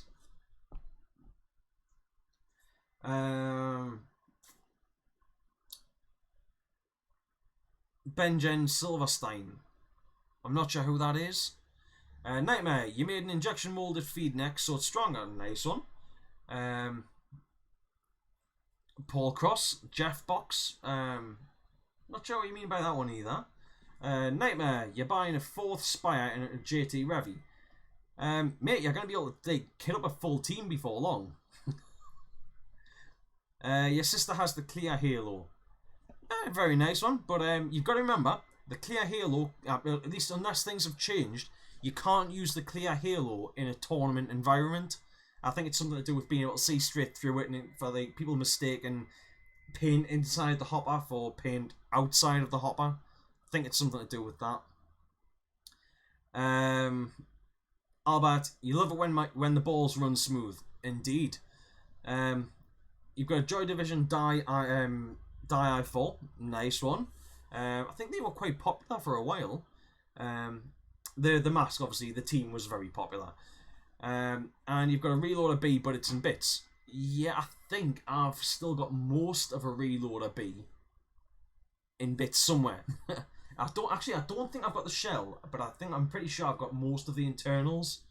And an Egg Hopper for the win, definitely. Egg Hoppers were awesome. Right, so anyway, I gave that a shout out. Next up, we have the Grand Central Classic is now sold out, which is Paintfest at not North vs South, at NPF Bassett's Pool. Now, the Grand Central Classic, as I just said, it has sold out of tickets now. However, if you're lucky enough, you may be able to convince a team to let you guest if you want to go down and attend it. But if you wanted to go down and play it like with your own team or anything like that now, and you hadn't already booked in, unfortunately you are too late now, and you won't be able to attend. Or at least you won't be able to attend and play. You can still go down, play the Paintfest event, take full use of the Paintfest party and the players' party with the free bar and all that sort of stuff. Why not get yourself along? If you're in, as always, if you're in the area, you've got nothing else to do, get yourself a ticket, because I might be wrong on it, but I think that they've started doing tickets for different things. So there's like non-playing tickets, which are a little bit cheaper and things like that. So yeah, get yourself along. Go have a good night on the Friday night. Have yourself a few games on the Saturday, a few games on the Sunday. Maybe just go watch the Grand Central Classic. It should be, I think you'll be able to watch the Grand Central Classic. It should be a really great weekend for people, for everyone that wants to get down and go and have a look. It's always a great atmosphere at Paintfest. Definitely worth going and checking out. Paul Cross, Jeff Box is the 3D printed hopper shells from Benjen. Ah, right, nice one, man. Yeah, those would be the ones that were posted by Dan Bacci. Nightmare, if I want a Sandai, you give us one for free. Well, mate, if we're ever at a game together, I'll take you up on that offer, but don't worry about sending us one or anything like that. But yeah, cheers. That's much appreciated, man. Thanks very much. Albert, the Grand Central Classic, BZ Grizzlies for the win. Yes, indeed, man. I really hope, because I know for a fact, Albert, I know you are going to be playing with the pump, and I hope you get serious kills. I want to hear. I want to see videos. I want to see you, and I want to see a team with a team going up against tournament players. I want to see you get out there and decimate with the pumps. I want to see that happen. I think to see you do that would be awesome. But like eliminate guys that are like proper tournament ballers. I think that it'd be great to see that, because I do think the restriction in ammo, the restriction in balls per second is going to affect that in a big way. Unless of course everyone's gone to like auto mags with their ULE triggers and stuff, in which case it could go the opposite way.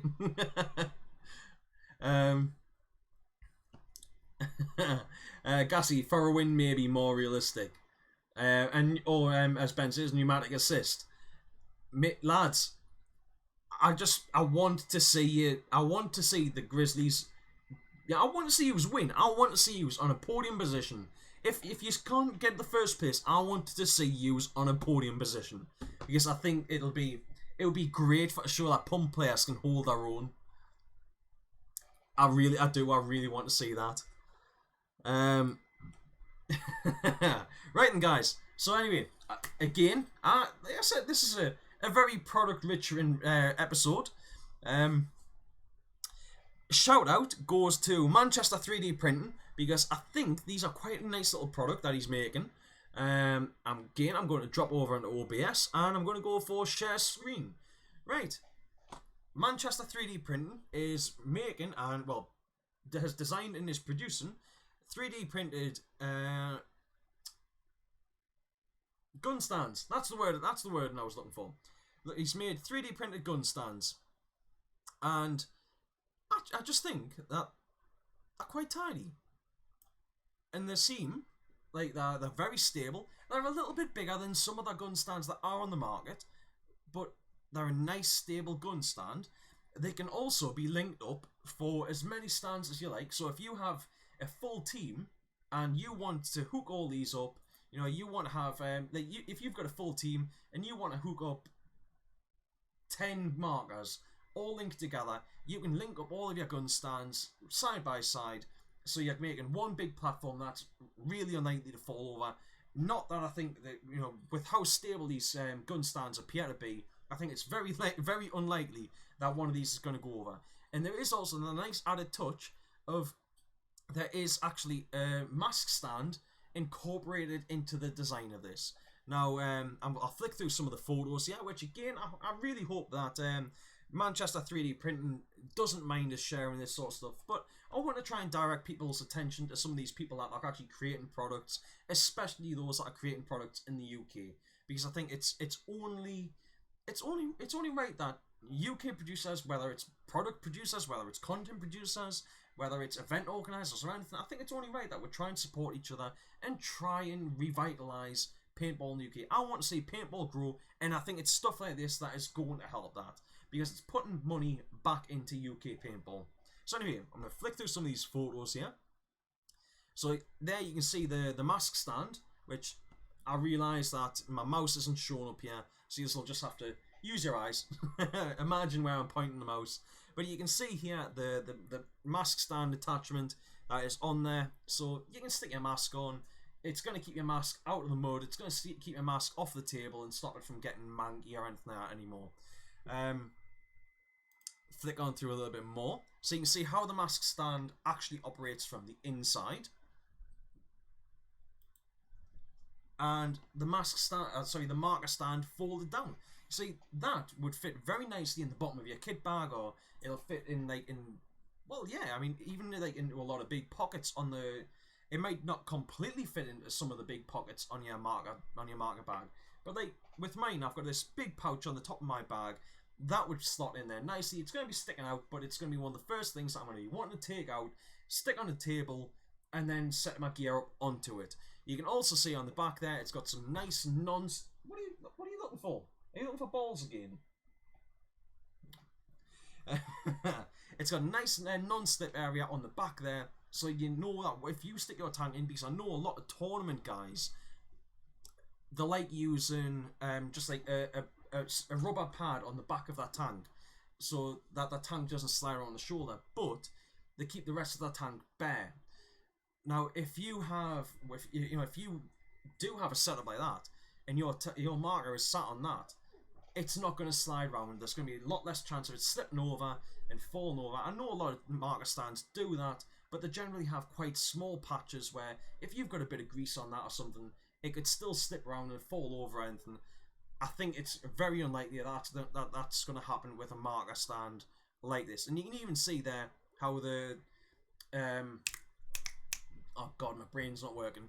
You can even see there how the mask stand attachment folds down to incorporate into the rest of the marker stand. flicking through. I've got to be completely and utterly honest. I have no idea what those parts are. If Manchester 3D printing should happen to stumble across this video, please post in the comments section down below what exactly those things are. And we're back to the first page there. So yeah, guys, please drop over, go check out Manchester 3D printing. If you haven't already, go give his page a like. If you're interested, go check out his marker stands. If you want one, they are selling for £25 per stand or £5 for £100, which I do think is actually pretty reasonable for a marker stand of that quality. That you can actually go and I believe the guy plays CPBS, so it's one that you can actually go and view and check out and speak to the guy in person at a CPBS event. Which again, I think it's always nice when you can actually go and interact with the people that are doing and creating some of these things. Right, we'll drop back over onto that screen there now, and I'm not going to get rid of that just yet, just in case anybody gives us anything that they want us to share. But should be the last thing that I need to share screen on. So then, we'll drop over onto the comments here again. You're going to get annihilated if you win. If you can get one win, you're going to go nuts say you won the whole thing, mate. Every win's a win. It doesn't matter if you win all the time or if you only win once. A win is a win, and if you can get that win, I will applaud you guys. I want to see you guys do well. I want to see you put. Any guys that look down on you because some of you take pumps out in the field, I want you lot. I want to see you destroy them. And even the thing is, even if you don't win, if you go out and you guys are getting kills, it will go down on those guys' heads as you were shut out by the guys for the pump in a tournament. That's the way I see it. I want you guys to do well. Nightmare, you made a hop out of a rifle scope. Nice one. There was actually a company a while ago. It was when MagFed was on the rise that tried to do something similar, where they had like fake rifle scopes and stuff that you were incorporated into in their, I think there were bodies that you fitted over the top of a normal marker. That then they replaced the hopper with this fake rifle scope thing, which they seemed like a good idea, but people didn't really buy into them because MagFed was on the rise at the time.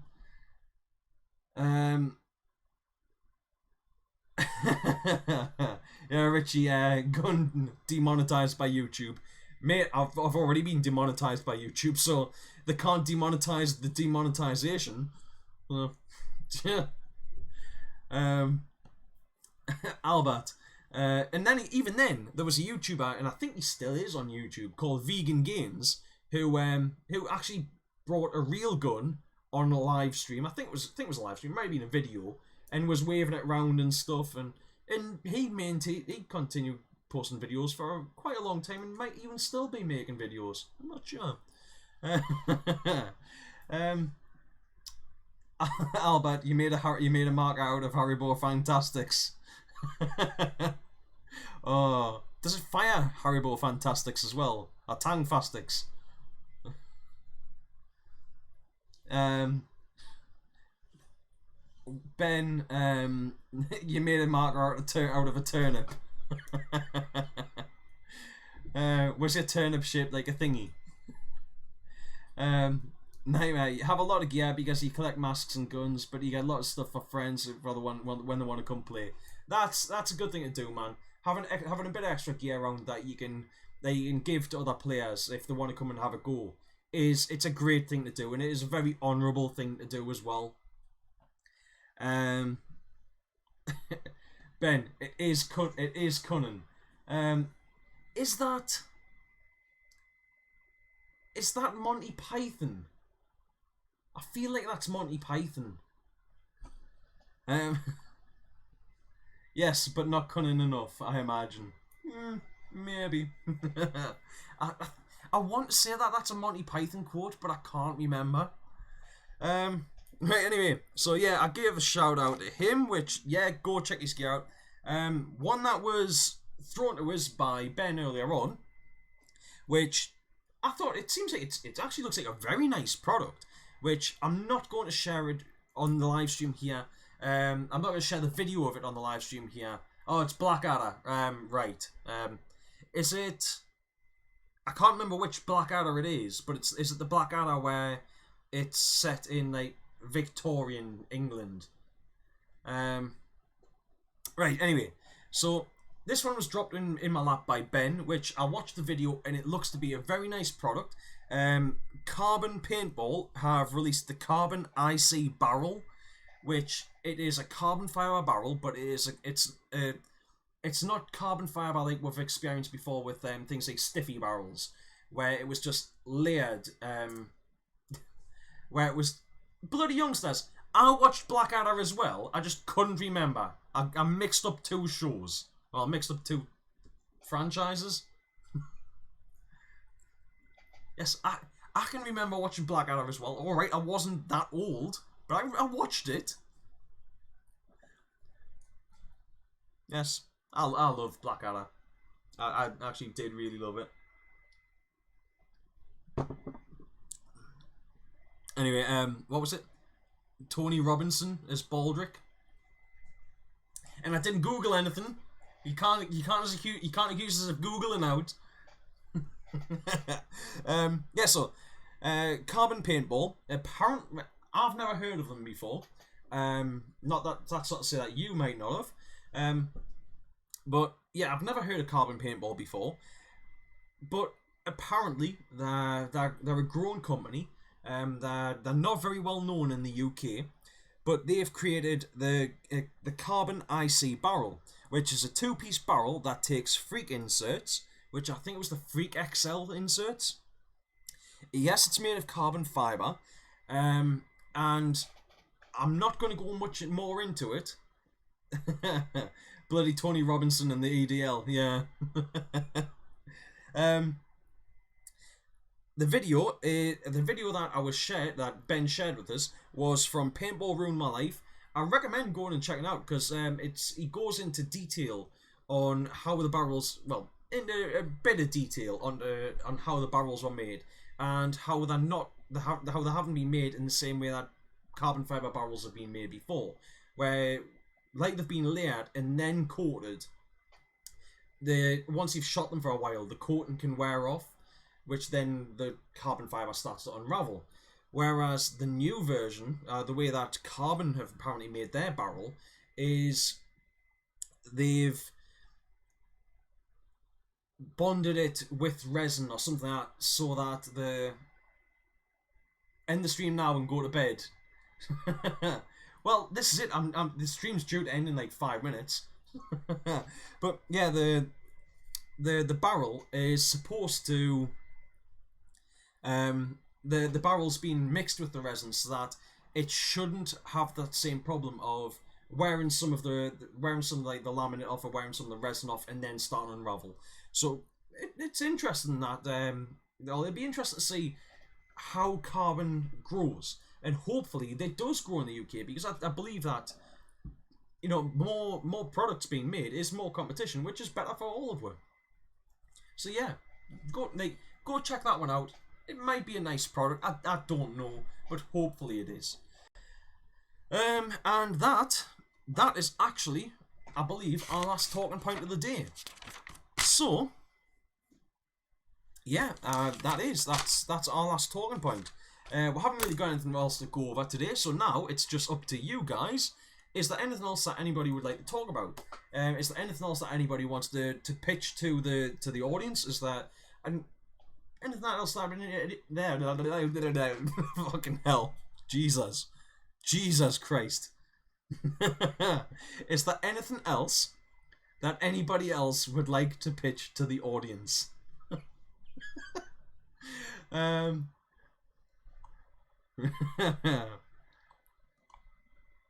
Right, I've lost my mouse again.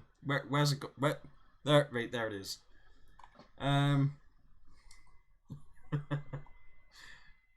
Blackadder. Your brother was using your 1 of 1 Geo 3.5 with the IV core in it, and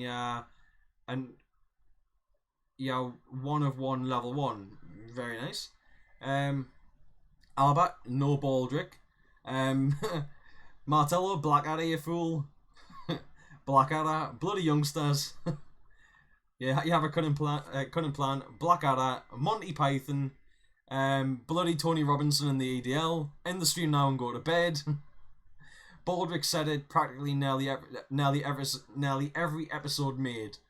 I didn't realise it was that much of a running theme. Dexter needs to put some underpants on his head and put 2 pencils up his nose. I once read something about a guy killing himself with putting 2 pencils up his nose, and I really don't feel comfortable putting pencils up my nose ever since. Wibble wobble, Wakanda forever, indeed. It's made out of your broken rifle scope from your air rifle. Nice one, man. I like people that make stuff, make their own gear. Albert, you want to see Dexter with underpants in his head and pencils on his nose. I'm telling you, I do not feel comfortable putting pencils up my nose since reading about a guy killing himself that way. So, anyway, guys, I really hope that you've enjoyed the live stream tonight.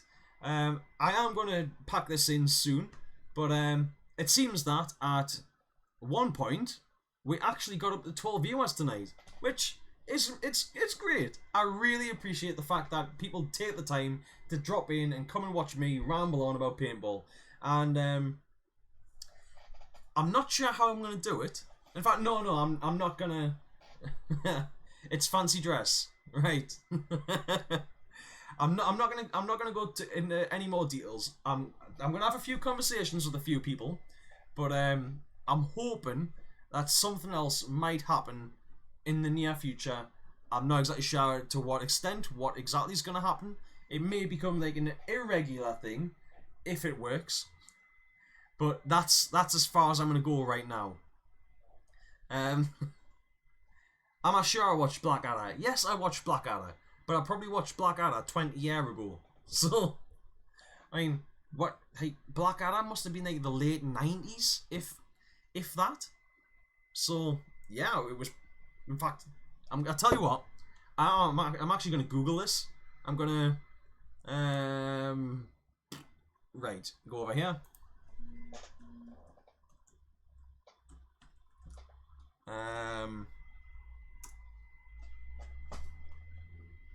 What we've got? Blackadder Wikipedia. And right. I don't think I can get in trouble for sharing a Wikipedia article, so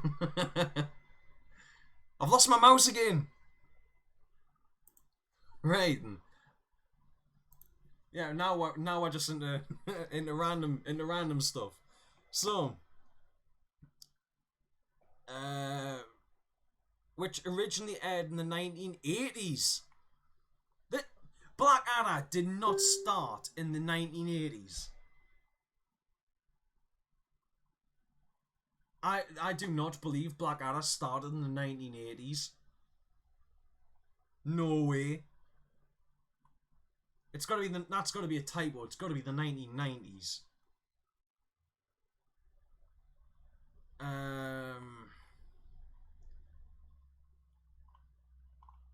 It can't. It just can't be. Episode 1. No way. There's no way Blackadder started in 1983.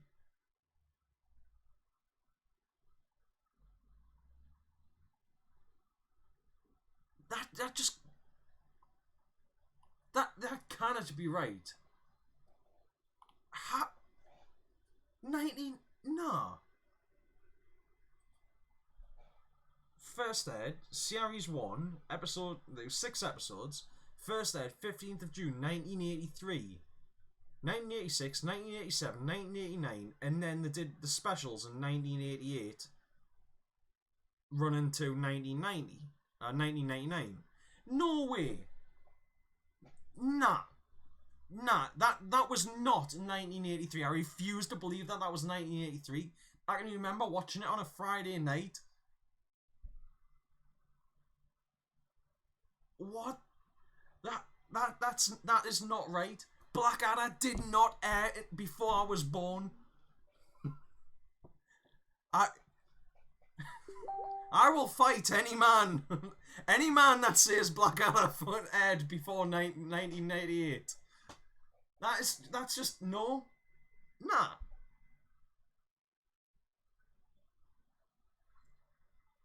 How is that possible? There's no way Rowan Atkinson is that much older.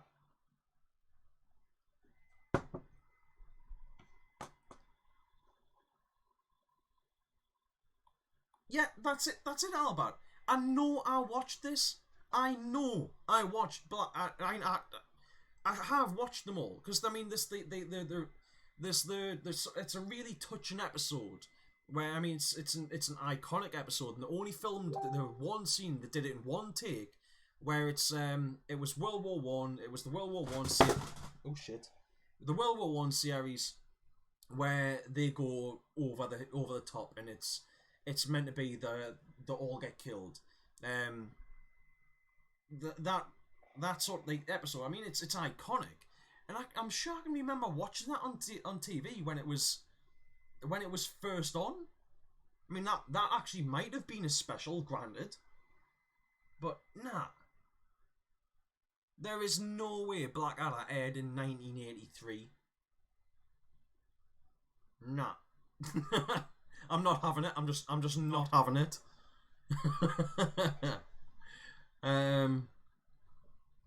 It was a Dex go forth.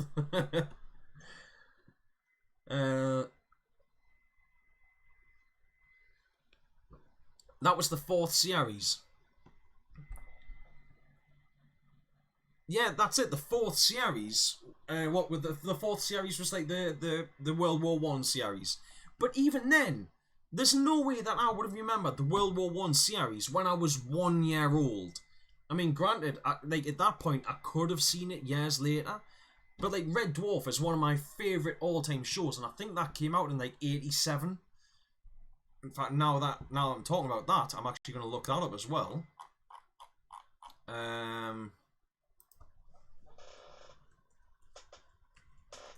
I'm sure Red Dwarf came out in '87. Oh great, I've actually found information about Red Dwarfs.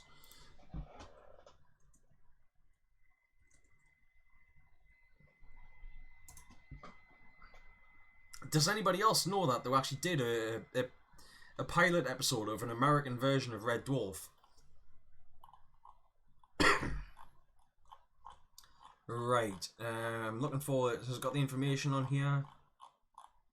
Right, Series 1, Episode 1 aired 15th of February 1988. It aired like 5 months before I was born, and is one of my favourite all-time TV shows ever. You cannot beat Red Dwarf. The fact that it was low budget, but it wasn't. It was. I don't even know how to explain it. Red Dwarf was just an amazing show. And I mean, it's to me, it's the fact that you can see that it is low budget, and it was done in a semi-serious way. It's a sci-fi show, but it seemed in a way more realistic. They seemed more like normal people than like most other sci-fi shows. And even though one was a robot, one was a hologram, one was a cat, and one was just a human that had been cryogenically frozen for 3 million years.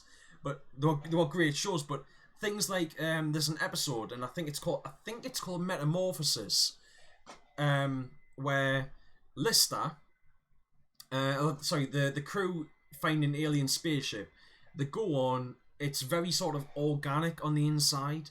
They find a three-headed human, or a three-headed mutated human body, which they then find out was caused by, there's a machine on the ship that can transform organic matter into other organic matter. So Crichton gets turned human because he's also got part organic brain. They try to revive Rimmer by using dandruff flakes, which cat sneezes in, so it doesn't work. And they create a Vindaloo monster. And but there's an episode in that where they're on the ship, they go onto the ship, and it's the first exploring the alien ship. They're wandering around, and I think it's Crichton and Rimmer. Crichton has to patrol, like dance around Rimmer to protect him from both sides. And while they're doing that, you can see through the roof of the corridor and see that it's a film set. It's the same as in The Evil Dead. I think it's the first Evil Dead film, when Ash is running through the cabin, that you can see that there's no roof on the cabin. You can actually see a couple of scenes that it's just an open-topped, wooden-framed building. Stuff like that. It's brilliant. It's nice little things that you notice in films like that, which just make them better. But yes, Blackadder did not air in 1983.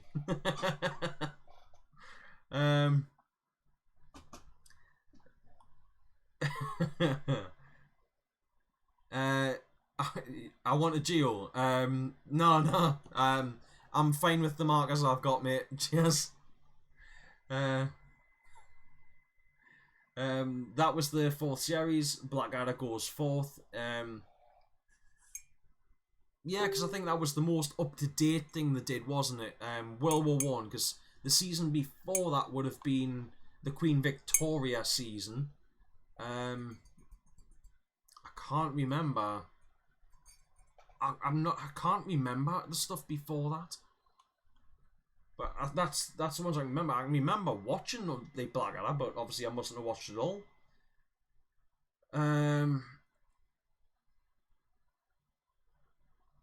Oh yes, yeah, that is. It's because it's there's something about them like having plague and stuff, isn't that? Because it's actually set in I want to say like an apothecaries.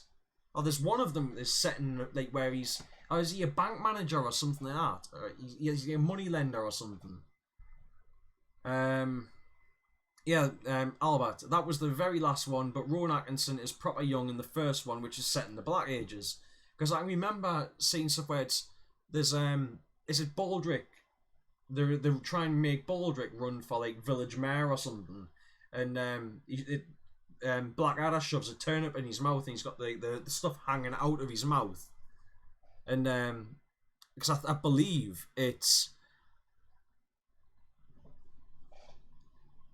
he asks Baldrick about his first name, and he says, "I've never really had a first name." Well, people must have called you something, and it's like sod off Baldrick or something like that.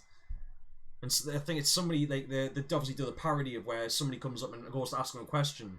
He's like, "And can you tell us your name?" Blackadder goes, "Sod off." Like, all right, and leaves. Was Queen Victoria was the second series, right?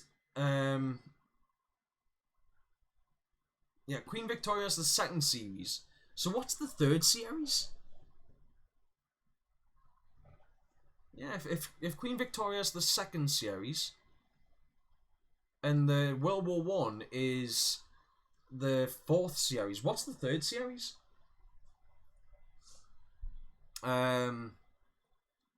Richie Wong, OG, most people remember the 2nd series onwards. Nah, that seems to be the case with me.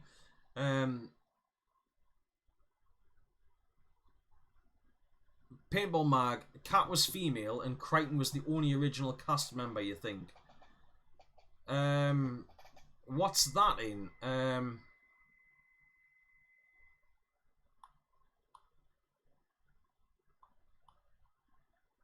I can't remember any episodes where Kat's female. Yes, yeah, that's it. It was that's what it was when they lost the Red Dwarf. I think they lost the Holly character for a while, and then they get they don't. It's I can't remember now how Holly changes, but they lose the Red Dwarf. Holly changes to the female Holly, and they only get the original Holly back when they find the remains of Red Dwarf. It's when they finally turn around and they start going back, and they backtrack, and they find the moon, where they find a box of stuff just on the moon. They find a watch with Holly in it, and they transfer that across to the computer and bring back Holly.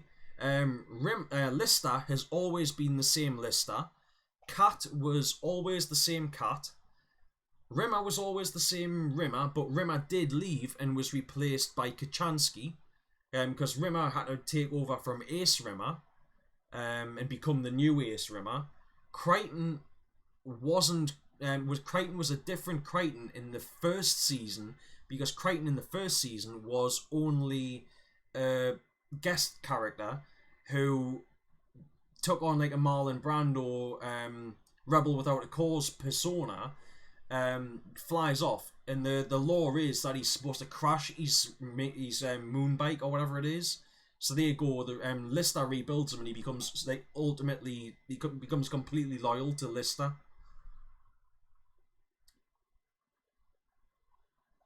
I didn't know that was why he stopped being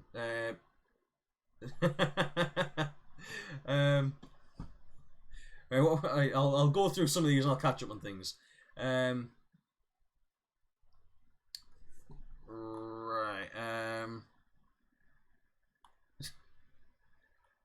Richie Groovy, Paul, bloody kids, nothing happened before they were born. I'm not one of those sorts of people, but I genuinely thought that Blackadder had started after I was born. I would have put money on that Blackadder was like series 1 year after the other, from like about the mid-90s, but obviously I'm wrong. Albert, God give you strength. I'm sorry. Queen Victoria was the second series. In the first series, she's a witch, right? Richie Wong, Rowan Atkinson is a Geordie. His brother used to live a few miles away and was a bit mad. Well, you know, they say, I reckon there's a fine line between madness and genius. Nick, sorry you're late. Teacher. What do you mean, teacher? Welcome, thank you very much for joining. We are currently talking about TV shows from the 90s and 80s.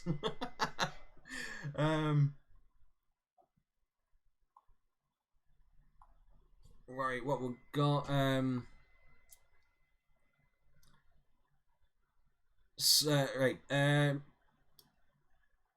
Martello. In the pilot, he was turned female.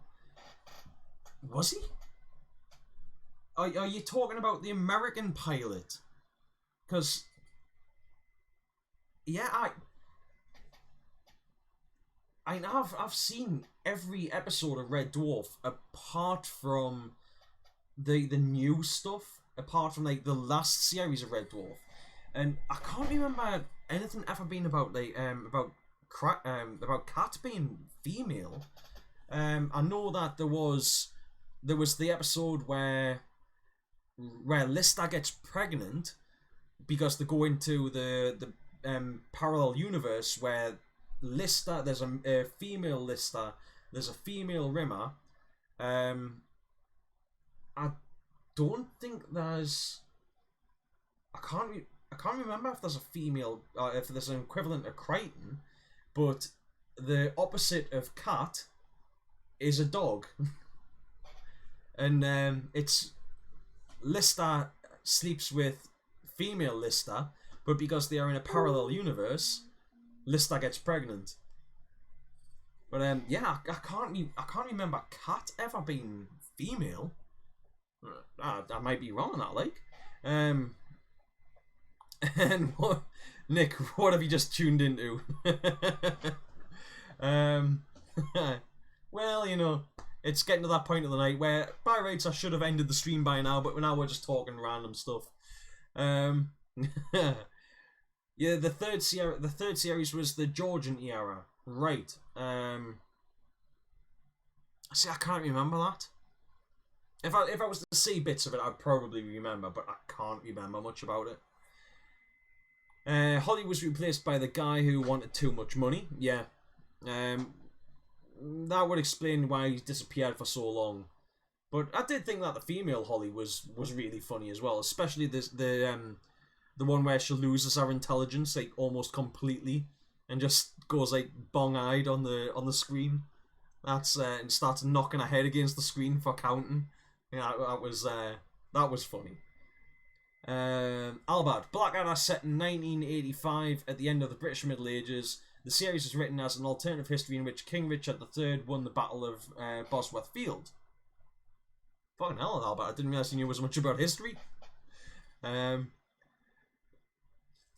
Martello, the female Holly, turned up in the alternate universe where everyone was opposite. Yes, that was our first airing on the show, wasn't it? Because there's some point where they call Holly the two Hollies onto the screens, and they're blatantly meant to have been kissing because Holly's face is covered in lipstick.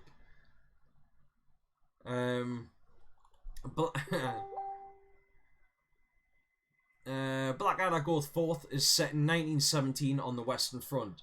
I'm guessing that that scene where they all are supposed to have died must have been the Battle of the Somme, where obviously they get the call to just go up and over. But yeah, good episode.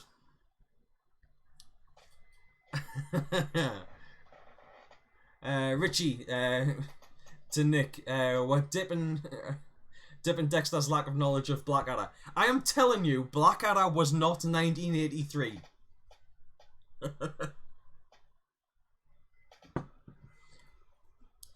I still do not believe Blackadder came out in 1983. It just can't be right.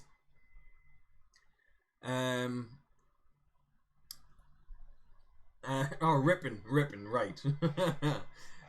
Albert, Blackadder Goes Forth. This series is set in 1917 on the Western Front. Yeah, I think I've already read that one. Ben, it's always been about Edmund Blackadder. Yeah, but just set in different time periods. Yeah.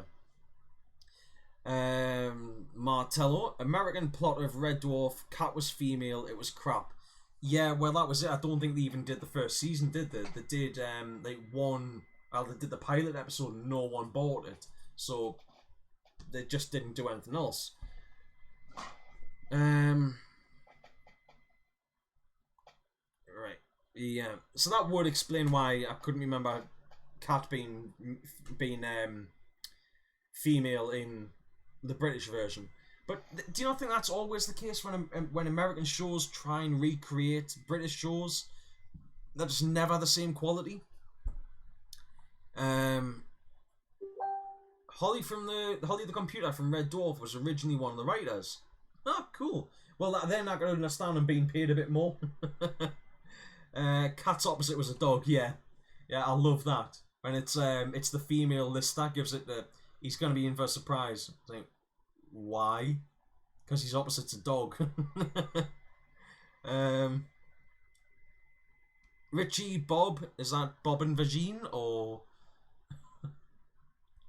Holly and Hilly? You think that's the third series? Yeah. But is it not the same actress as well? But I do think it's interesting that the original Kachansky was actually a celebrity in her own right. She was, I believe she was a singer, but I couldn't name anything that she actually sang. But yeah.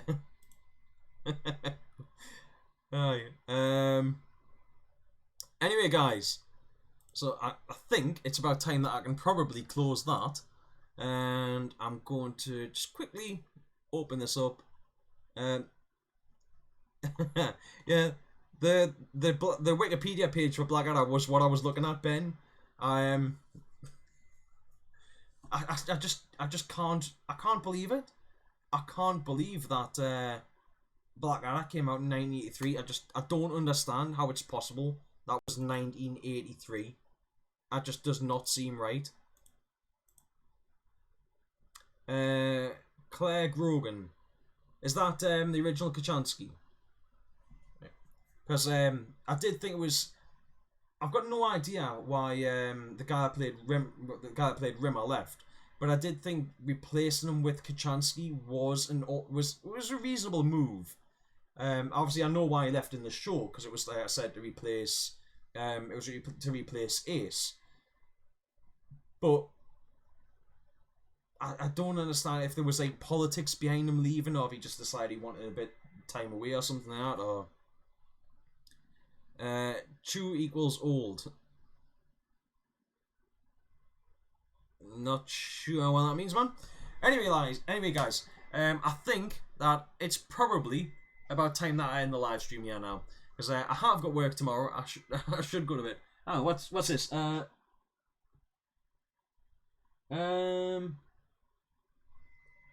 can see that there is a comment there, but I can't actually see what the comment is. Hang on.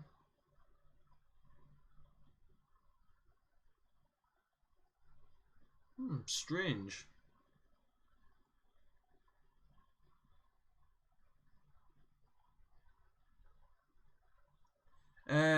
Chris Barry didn't. Craig Charles got arrested. Yeah, Craig Charles got accused of a pretty heinous crime for some reason, and I think he was actually found innocent, but that was I know that was why Red Dwarf apparently stopped for a while, because there was a pause between them getting the Red Dwarf back, and then Red Dwarf, then them starting the Red Dwarf the next season, where they got arrested as they were put in the brig. It was, I think, they were put in the brig to find out if they were telling the truth, and then it was decided that they were telling the truth, but they were also then put in the brig because they'd done stuff wrong, which led to the season where you've got them working for the with the Canaries and stuff like that, and I'm trying to think what else is in there. There's the episode where they make the T-Rex and all that sort of stuff as well. They turn Petey the bird into a T-Rex.